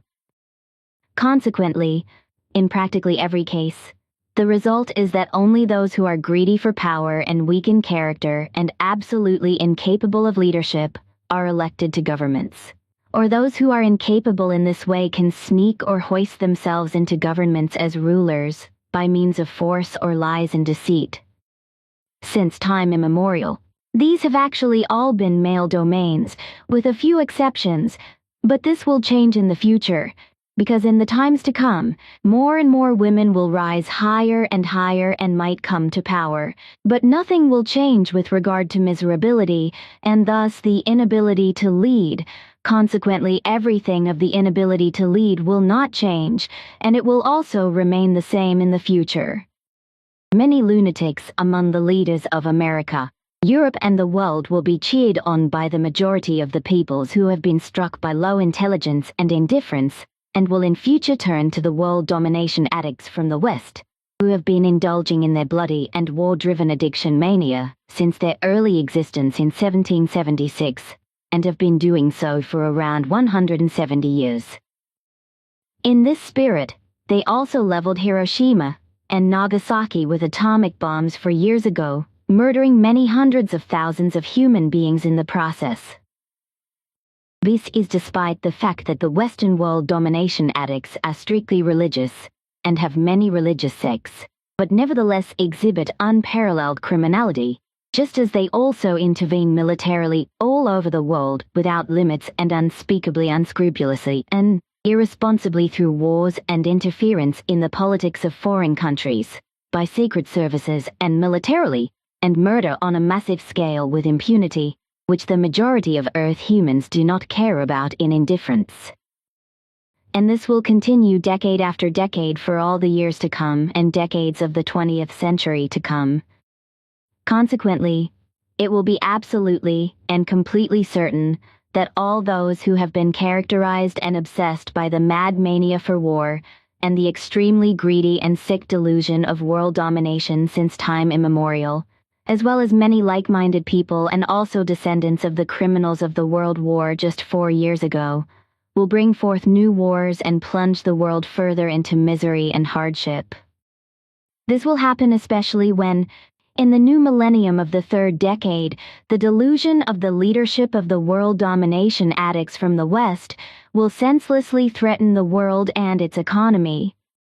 As a result, the new and insane state leadership will bring its own country into a negative position, which will then come dangerously close to a dictatorship due to confused megalomania and lust for power, as well as a damaged, sick mind and irrationality, which will almost lead to a situation like the one that was created on 2 planets early on, from which the asteroid belt emerged.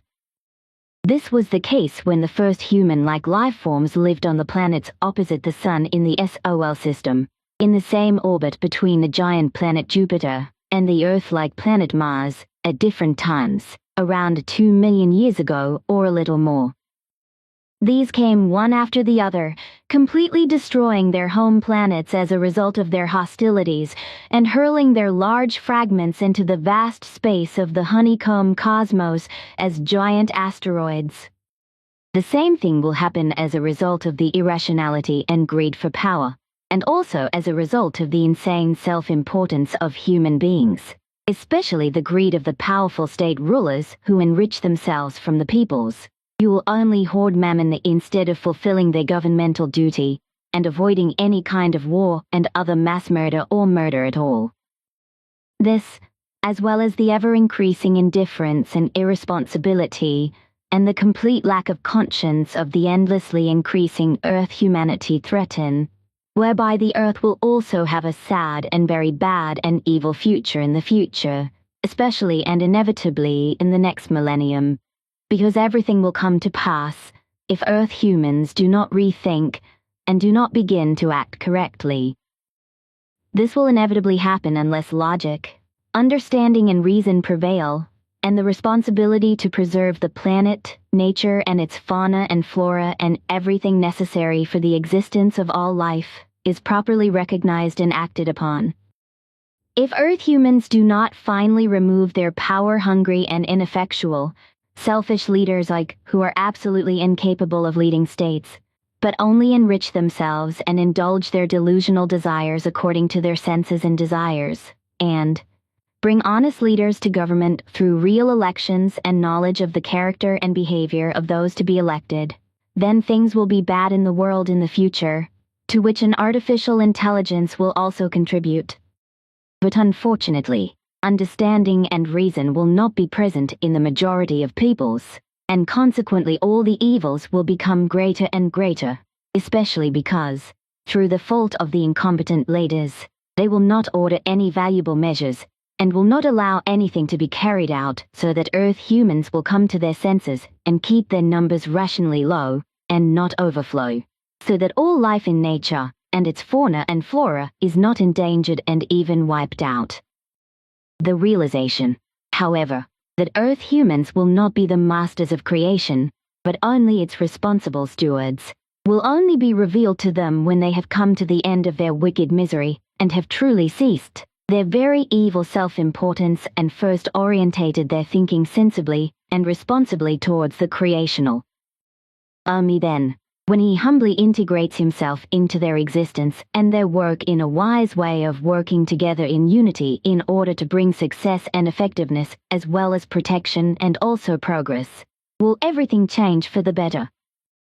However, Earth humans will only recognize this and hesitantly strive to do so when evil that has already arisen begins to emerge in an intensified wise and will bring very bad consequences.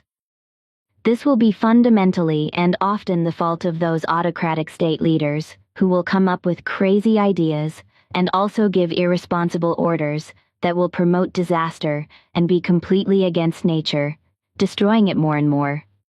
And it will inevitably be through the fault of the absolutely irresponsible state leaders who will have no valuable knowledge of nature's creation, especially in the coming third millennium, that a great deal will be spoilt and destroyed. Earth humans will only become aware of this when it is almost too late to do anything about it, but that will only be when the need is recognized and the mind slowly awakens again. But my words will be useless and will simply fade away in the desert of not wanting to be heard. I will be cursed and hated because the truth will not want to be heard, and will not see how slowly but surely everything is decaying and going down the drain. Slowly and insidiously, human beings become indifferent, mendacious and uneducated, addicted to alcohol and various poisons, and fall more and more into the religious and secular delusion of faith. But the craze for great wealth and physical beauty, as well as fornication, addiction to personal prestige, sports addiction, and other addictions of all kinds will also become rampant in the future, and none of the addicts will notice the damage that results. The addiction to faith, religious or secular, which eliminates our very own realistic thinking, completely atrophies the brain to such an extent that it is left with very little room for illusory thinking. This is no longer sufficient to recognize and understand the actual reality and its truth, which means that the ability to perceive reality and truth is impaired and undermined, and normal drives and motivations are also impaired.